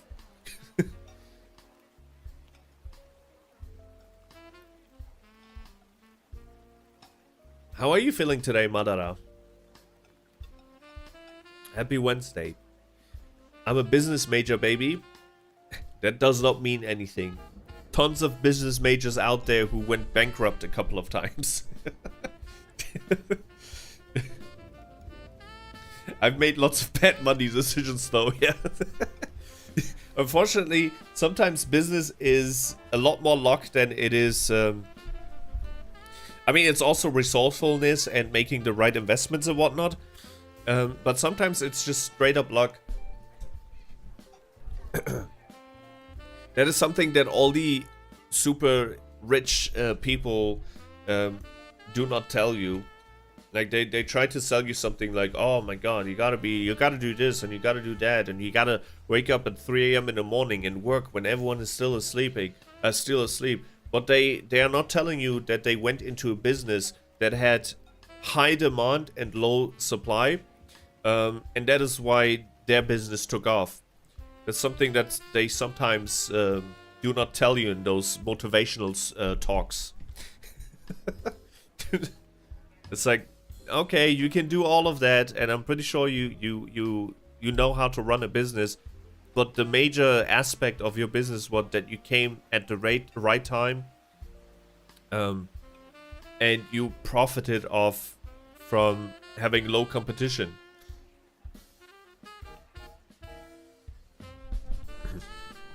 like YouTube, we used YouTube in marketing, in my marketing module, as a prime example of being at the right place at the right time, because there were tons of video hosting websites before YouTube. But when YouTube launched, not only did video cameras and broadcasting itself kind of like get very affordable, right? But YouTube also launched around the time when Flash Player was around, and Flash Player made it very easy to play back video and to basically upload stuff as well. So YouTube did not do anything better, like, or not just incredible. They did not do a lot better, let me just say it like that, than any other video platform that came prior to them. Because there were already video platforms out there. But just YouTube just came around, literally the perfect timing. Video cameras were affordable, Flash Player was around. That is when YouTube launched, and they just had the perfect start. It's not because YouTube did... I mean, they probably did a lot of things better than their competitors, but it was not the major thing that made them blow up. The one thing that made them blow up was that every cogwheel basically aligned. But that's exactly why I don't believe in working hard just to work hard. People will try and convince you to work your life away to get something that you statistically will not get. I mean, what I do believe in the like working hard mantra is that you need to be around to get lucky, right?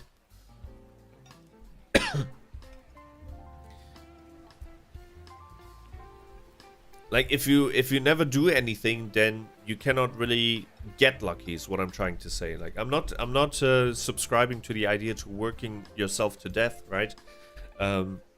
But you definitely increase your chances. That's what I'm saying. But the harsh reality is also that even if you do all of that, at the end of the day, the cards will only align, the stars will only align for a few of us. And that doesn't mean that you cannot have a good life. It's just that the idea that people in podcasts are trying to sell you, that if you just wake up at 3 a.m. in the morning and you do this and you invest in that and you try to buy crypto and shit like that, and then 10 years from now you don't have to think about working for the rest of your life. That's just bullshit. That is just selling you a dream, and the only one who are profiting off of that are the people who are, well, saying all of that stuff.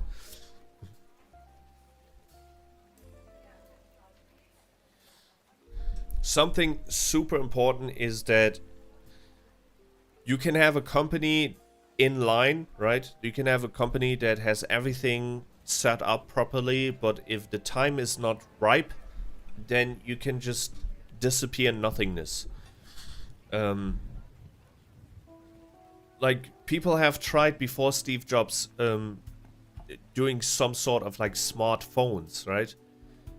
There was like a famous Microsoft phone or whatever it was, like from Windows or something like that. Nokia tried, but they realized that it's kind of like futile to do it, because you would need like an entire store, like a store that has these apps and whatnot. And Steve Jobs just said, "Fuck it, we're gonna do it ourselves," right? And then it was also around the time when the iPhone was coming around, where things started to get a little bit more affordable.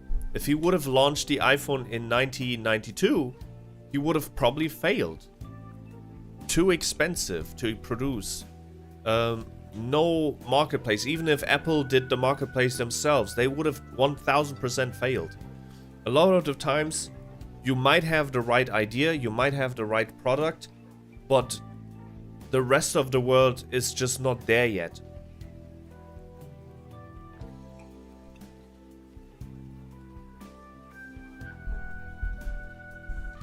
Lots of pioneers who ended up failing only so that other people who come after them profit off the pioneered work. Lots of such cases. The people who came before them were just a little bit too early. Just a little bit too early. Had the same ideas, had the same visions too early, and then a decade later someone takes those ideas, takes the same vision, add some spice to it, and then it becomes a world hit, a world trend.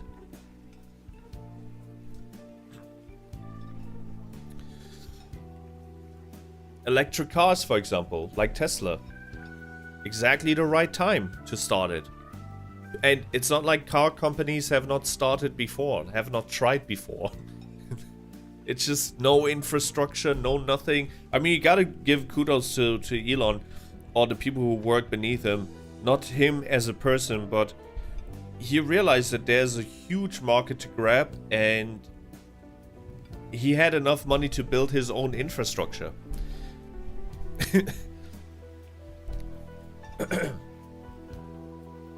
But he already had billions at that point, right? You gotta have that type of money if you want to basically start a new market trend, and there's no foundation for you.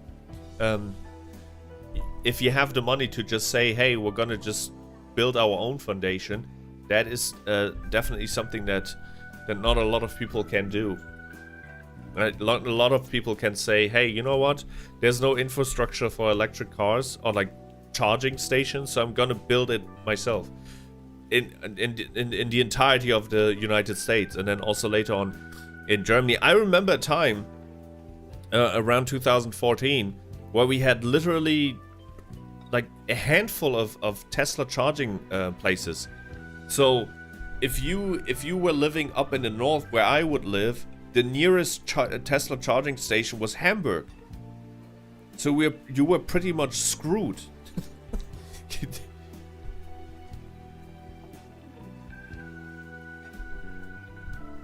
Just look at streaming, for example. Streaming also such case.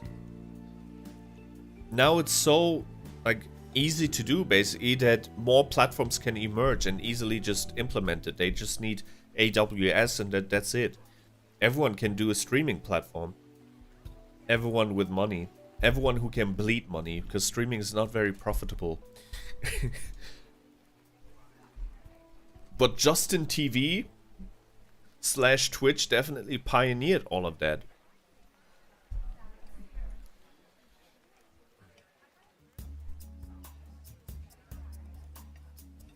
Justin TV. Crazy.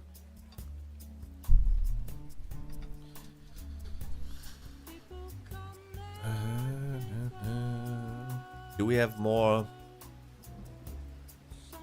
topics? So many cat videos. Oh, there's a game that I want to show you, which will come out, and that looks like so much fun. I would love to play this. I'm definitely gonna buy it, but I would need to find people to play this with. Look at this. It's basically a yapping simulator. You just walk around with a bunch of people, and you just talk. You describe where you are, and there are puzzles and a world to be discovered. This looks like such a cool bonding experience. We're House, and we're here today to show you around our new game. It's called Big Walk. It's mainly about doing two things, talking and walking. I love this. It's a big part of Big Walk, and we've put a lot of work into making a proximity voice chat system. You'll sound different if you're speaking up close. Hello. Or far away. Hello. Or in a tunnel. Hello. Or over a walkie-talkie. Hello. Over. Or behind soundproof glass. In a situation like this, you'll need to find other ways to communicate. So we've given you lots of ways to point and gesture, and plenty of tools to stay in touch when you're out of earshot. The game is set in a big open world that we've filled with all kinds of stuff. That looks like so much You fun. need to go for a big walk. Navigating the world of Big Walk requires lots of teamwork and talking. As you explore, you can split up and go off on your own adventures, or even lose each other accidentally. If you get lost in the bush, don't worry. You'll find plenty of ways to stay in touch and find each other again. Hello? Please shoot up a flare. Thank you. Porygon's This that building buddy's behind true. me has a challenge in it. They're all True. about teamwork, and they're all a little bit different. A lot of them are designed so that you find funny and surprising new ways to talk. You might need to do some miming, or come up with a special code, or even sing to each other. Okay, so you want to find a speaker that's like ooh wah wah ooh wah wah ooh wah wah. They're not all about talking though. There's a bit of platforming in there, some sports, and some weirder stuff too. Stop. Like the rest of the game, challenges in Big Walk are about the joy of muddling through things together. That looks like so much fun. Oh my god. Hopefully a bunch of VTubers are willing to play this with me. Never do collabs because nobody wants to. Nobody wants to do collabs. Which is also one of the things that I wanted to talk about. Because a lot of people are... I have no friends to play that type of game. Same here, Arctic. Same here. But it is kind of like a small streamer issue that thankfully a lot of people are going through. So I'm definitely not alone with this. This is also something I like that I saw on my timeline. And it's from a VTuber who said, wait, also welcome to the stream, Arctic, by the way, welcome. The cloud chasing in the VTuber community is real, and I have seen it firsthand. People who would talk to me daily now rarely talk to me at all because they've passed me in numbers. I've reached out to people to just say hi and have them block me or scold me because I'm not. I don't think it's an exclusive thing that happens in the VTuber community. I think it's just content creation. Because collabing is seen as a mutual thing, right? I get some of your community members, a little bit of exposure to your community members, and you get exposure to my community members, and it's like a mutual thing. So when someone who has one concurrent viewer wants to collab with someone who has 30, for example, concurrent viewers, the one who has 30 concurrent viewers does not really gain anything in that regard. They might gain awesome content, right? But just from a numbers perspective, they might not gain anything from that one concurrent viewer streamer. And that is why it's so hard to form these connections when you are in this position that I am right now as well. Even though our concurrent viewers are like, it's fluctuating a little bit. I think we're around 3 at this point. So it's not 0, thankfully. But it is definitely hard to reach out. And not hard to reach out, but definitely hard to get people's attention, you could say. What's your opinion on Genshin Impact? I played it a little bit when it was released, believe it or not. That was a couple of years ago. But the problem I had with Genshin Impact was that, number one, I just came out of a bunch of open world game, including Breath of the Wild. So I was completely burned out of like that type of exploration, open world exploration. At some point, you just need to go back, like at least I do. I need to go back to linear games. Like I cannot go like play multiple open world games back to back. It's just exhausting. And the second issue I had was that the cap that you had on the adventure rank, was it called, I believe? And I feel like you should give... I did not like it because you were at some point forced to do daily tasks and exploration. And if you played something like Breath of the Wild, right? Which I did right before I went into Genshin Impact. It's kind of a weird feeling that you're forced to explore just to like increase your adventure rank, and you're forced to do certain things, whereas it should be completely up to you. It should be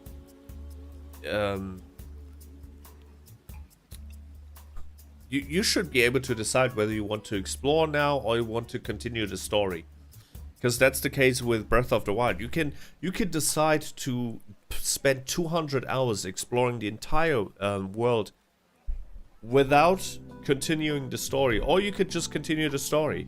It's up to you.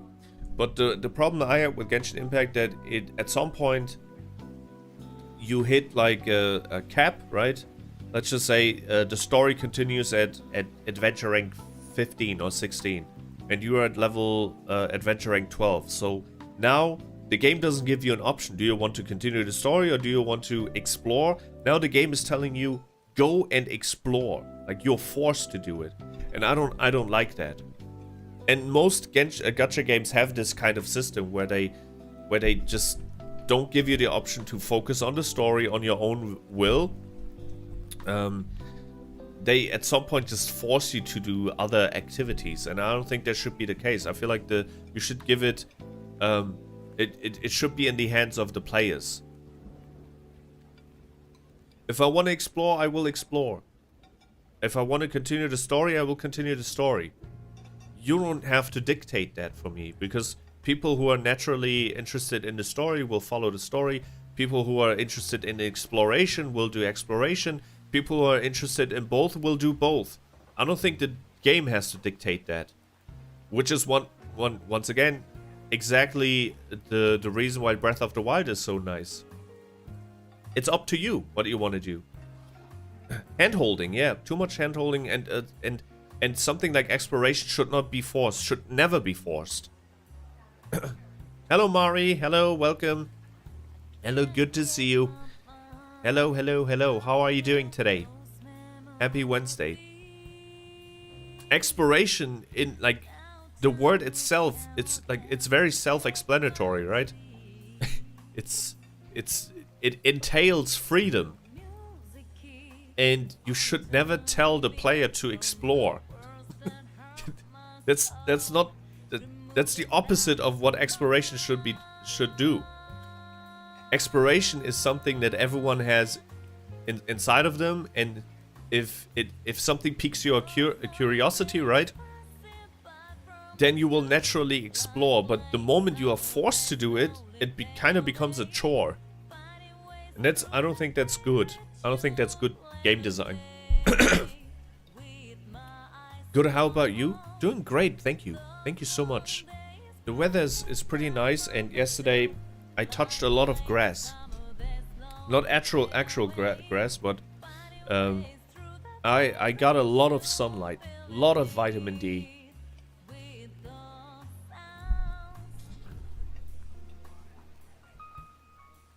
Yeah, and today we were just doing just chatting stuff. I don't know if you watched Monday's stream, but I decided to do more just chatting than playing long-winded games, because I feel like I'm not I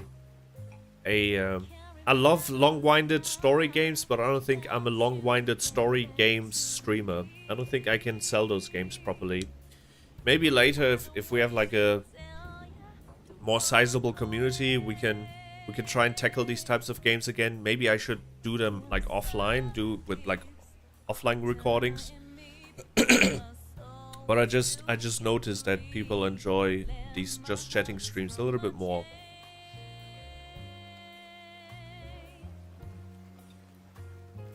Jinyo touching grass caught on camera 4K. I don't know if I was caught on camera, I hope not.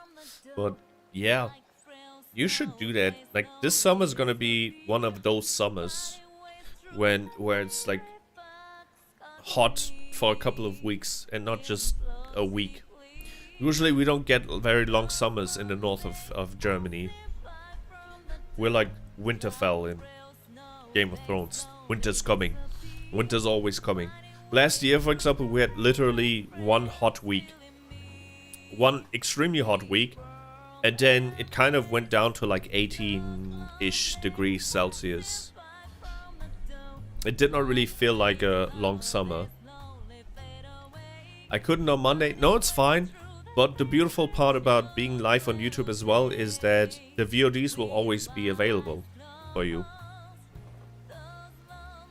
And I'll try my best to do chapters again. I stopped doing chapters because I don't have the time to just rewatch parts of the streams, but I'll try my best to do to go back to chaptering, so you can just look at the parts that interest you, or look at the parts that are important to you. We were streaming right when I started school, or while I was in school. I understand that we have a very, very big time zone difference. And that is why it was also very important to me that when I decided to go back to Twitch, that I would not leave YouTube behind, because YouTube is still like the main place, right? The VODs will be saved there forever. On Twitch they will not.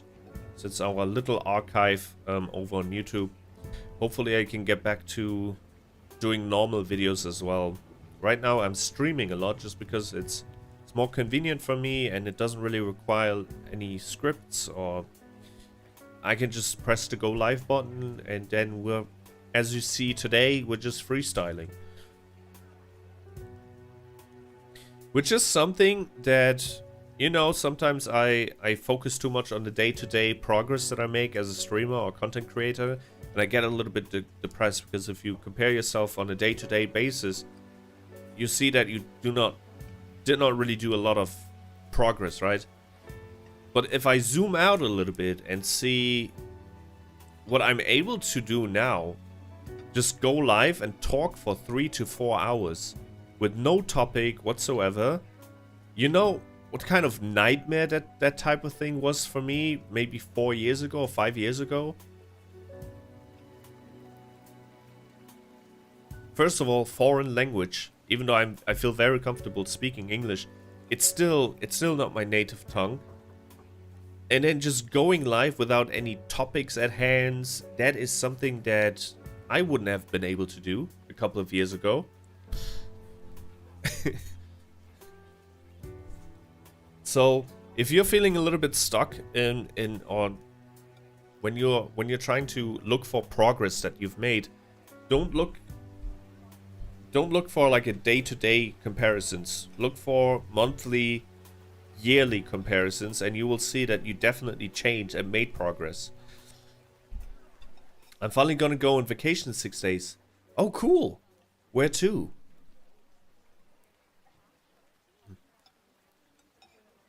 That is really hard. I always mess up in English or even in my native language. Sometimes I say these instead of this. Oh, that is fine. That is totally fine. I don't think anyone can. There were a couple of exceptions. I'm not gonna lie to you, but in most cases, people who try to learn a different language, people appreciate that.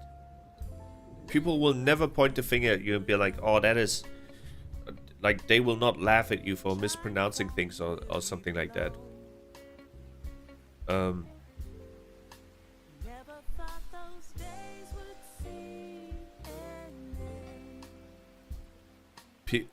What? French people will get mad at you for learning French? Is that true?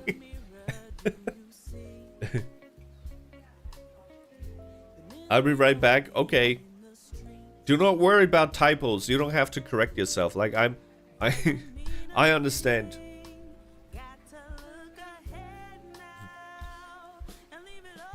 Why would French people get angry for you for learning French?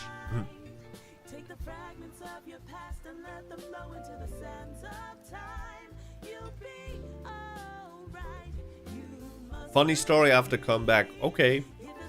Can't wait. Nationalism. From what I've experienced, the moment you try to speak in the language of the native, like the country, people like completely change the attitude towards you. It usually puts a smile on their faces. Like I've experienced that in most countries. Not most, I would say all countries. Even if it's just a couple of words like thank you or I would like to order, just the attempt is usually very appreciated. That's just what I've heard. I can almost guarantee you that that is not true. Because once again, this is just based on life experience. In all of my cases of visiting other countries, just trying to speak a little bit, a couple of words, even if it's just the number for how much you have to pay or something like that, people usually, like, they will react with a smile on their face. I've never felt hostility for trying to say words in their language. I think the people who refuse to even try to communicate with the people of the country that you're visiting, who are demanding that you're speaking English, right? There's some very entitled tourists. I think those are the ones who people kind of like hate, right? The ones who demand that everyone speaks English, for example. Like there's the entitled tourists.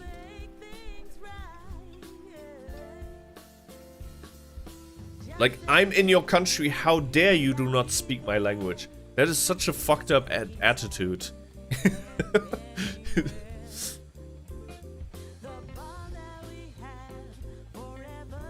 I'm learning French and I have a friend. We're gonna call them L and they're French, and sometimes I mock French and then she gets mad at me jokingly. And it's so funny always because she starts crashing out.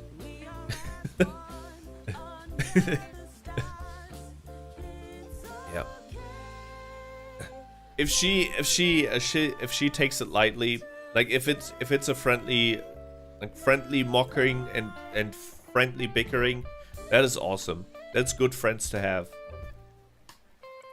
I've seen street interviews, Americans in Japan, like, I've lived here for 8 years and then don't speak Japanese. Like, how? I mean, I think Japanese is a very, very different, like, it's a very difficult language. And, the way people avoid speaking a language, there's, for example, a very, very famous, Spanish island called Mallorca, right? And it's the #1 tourist attraction for Germans. And it's became so popular that a lot of Germans even moved to that island. And I have an uncle who lives there now, right? And he says, like, the place that he lives in, the area that he lives in, is filled with Germans. His neighbors are Germans. The entire street is basically German. And there is a grocery store with only German employees. So it's almost like little Germany over there. And he knows people. He's not one of them, thankfully. Because he has to, like, he's working there, so he has to learn the language. But there are a lot of, like, retired people who have been living there for 10 years now, 10 plus years, who don't know a single Spanish word. Because they're just in between Germans on a Spanish island.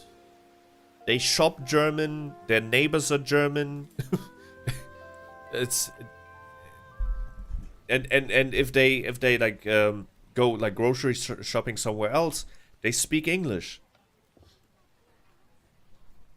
And I don't understand. I mean, like, I understand how that can happen, right? If the entire community basically is German, but I don't understand why you're not willing.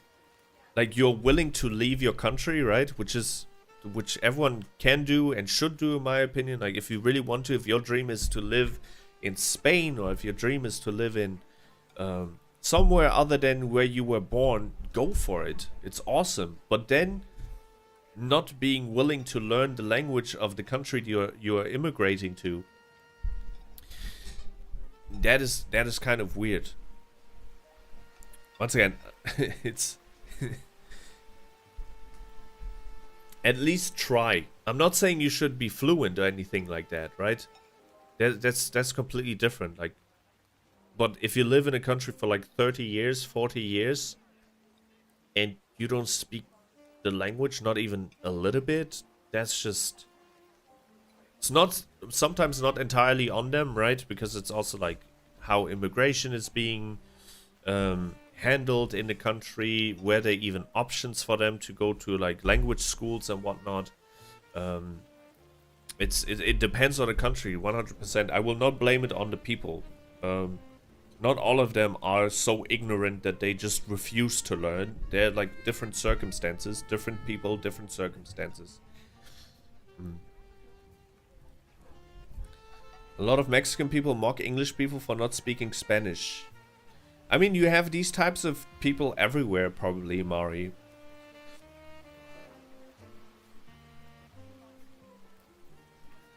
My mom found out about my boy name. Oh, shoot. Is that bad? Now she's crying, worrying about not getting grandchildren. Oh, I'm sorry for that, Cloudy. I thought your parents knew about it. really sorry. Welcome to the stream. I hope my stream can make you feel a little bit better. But one thing I need to tell you is that while it might be like heartbreaking right now and dealing with that stressful situation, at the end of the day, it's your life, and you like do not get pressured into anything. If you, I know it's tough, basically, like breaking your parents' heart. No child ever wants that. But at the end of the day, you have to think about the next 10 years, 15 years, 20 years, 30 years, 40 years. And yeah, your parents will not be around forever. And it sucks, but you have to make decisions for your life at the end of the day.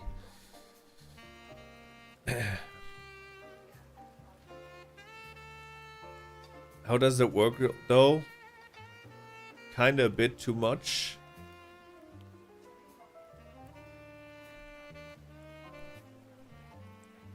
My dad is homophobic and transphobic. I'm very sorry that you have to deal with that, Cloudy. Are there any like family members that you might be able to talk to about, maybe to like soothe the situation? I have no advice, unfortunately, I can give to you other than I hope you sort that situation out, and I hope your family accepts you the way you are the way you are. And if it gets too much, hopefully there's ways for you to maybe stay at a friend or stay at a like other family members' house. Counselor? Yeah, call your counselor. Okay, bye-bye. Take care. And keep your head up. And much love to you, Cloudy.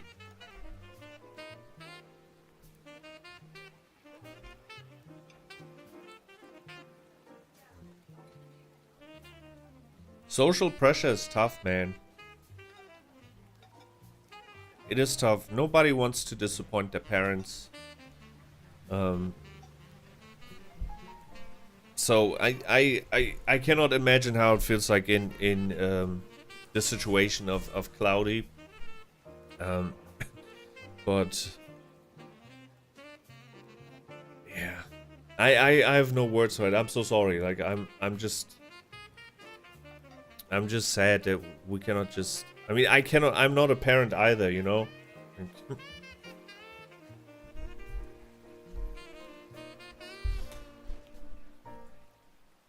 I just hope that if I have children, that I can just accept them for who they are. And it's kind of sad. It's harsh, yeah.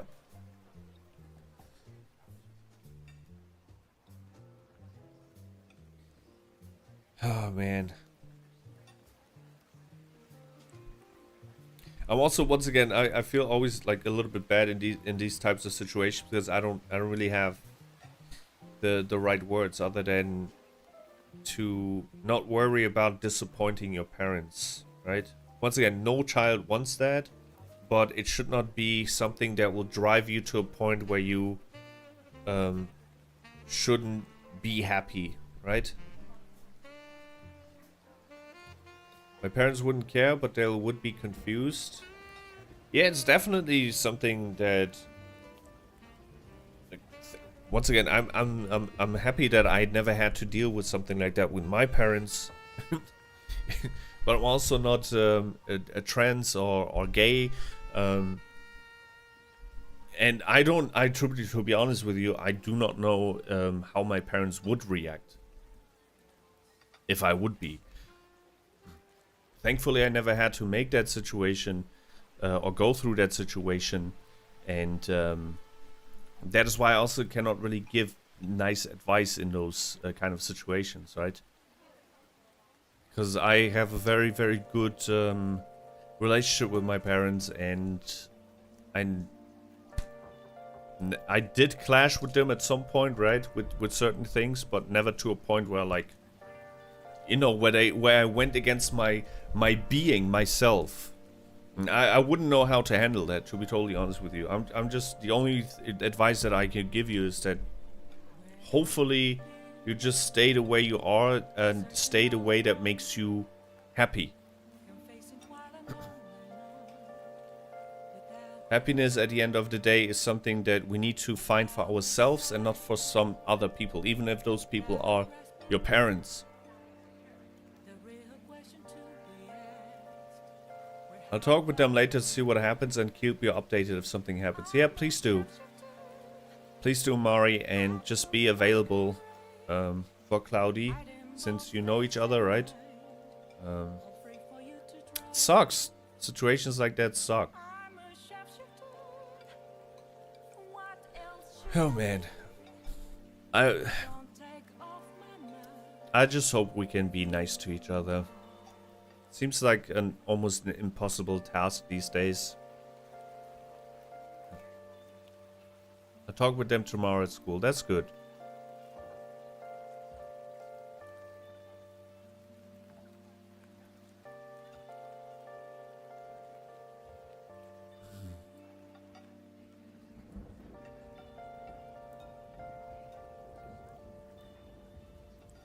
Hello, Pichion TV. Hello. Welcome to the stream, Peach. I don't know how to pronounce it. Is it more like Italian, like Piccione? Or is it Picky One? Is it Picky One TV? Welcome to the stream. Hello, how are you doing today? You need to help me with that pronunciation, please. Piccion. Picky One.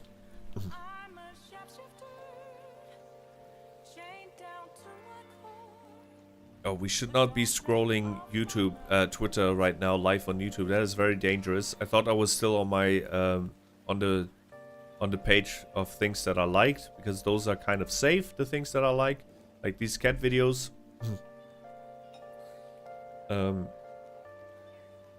Yeah, we're almost at the end. It's 1 a.m. in the morning in Germany, and initially I wanted to go live for like an hour, so because it's Wednesday, I did not really expect anyone to show up on a Wednesday. But I'm always pleasantly surprised. Just gonna wait for Piccion TV to say something, maybe to reply. Takes always a little bit longer to hear me on YouTube, because there's like a little delay, so I'm gonna wait.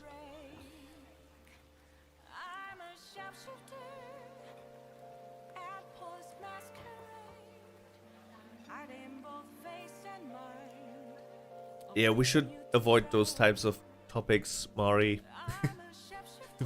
Because first of all, I don't know that guy, and I'm not really interested what he beats his meat to.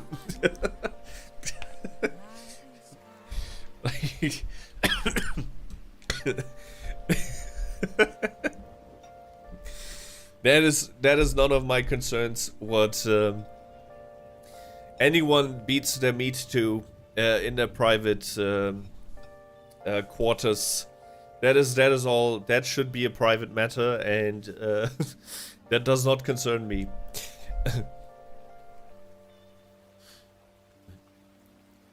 Alrighty, let's call it a day. We'll be live tomorrow as well. Don't worry about it. I'll be here. The only time that we'll not stream this week is probably on Friday. Definitely not on Friday.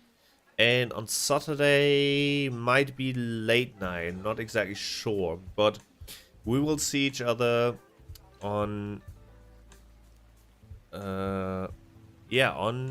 tomorrow. Tomorrow, and I'll probably try out Rematch.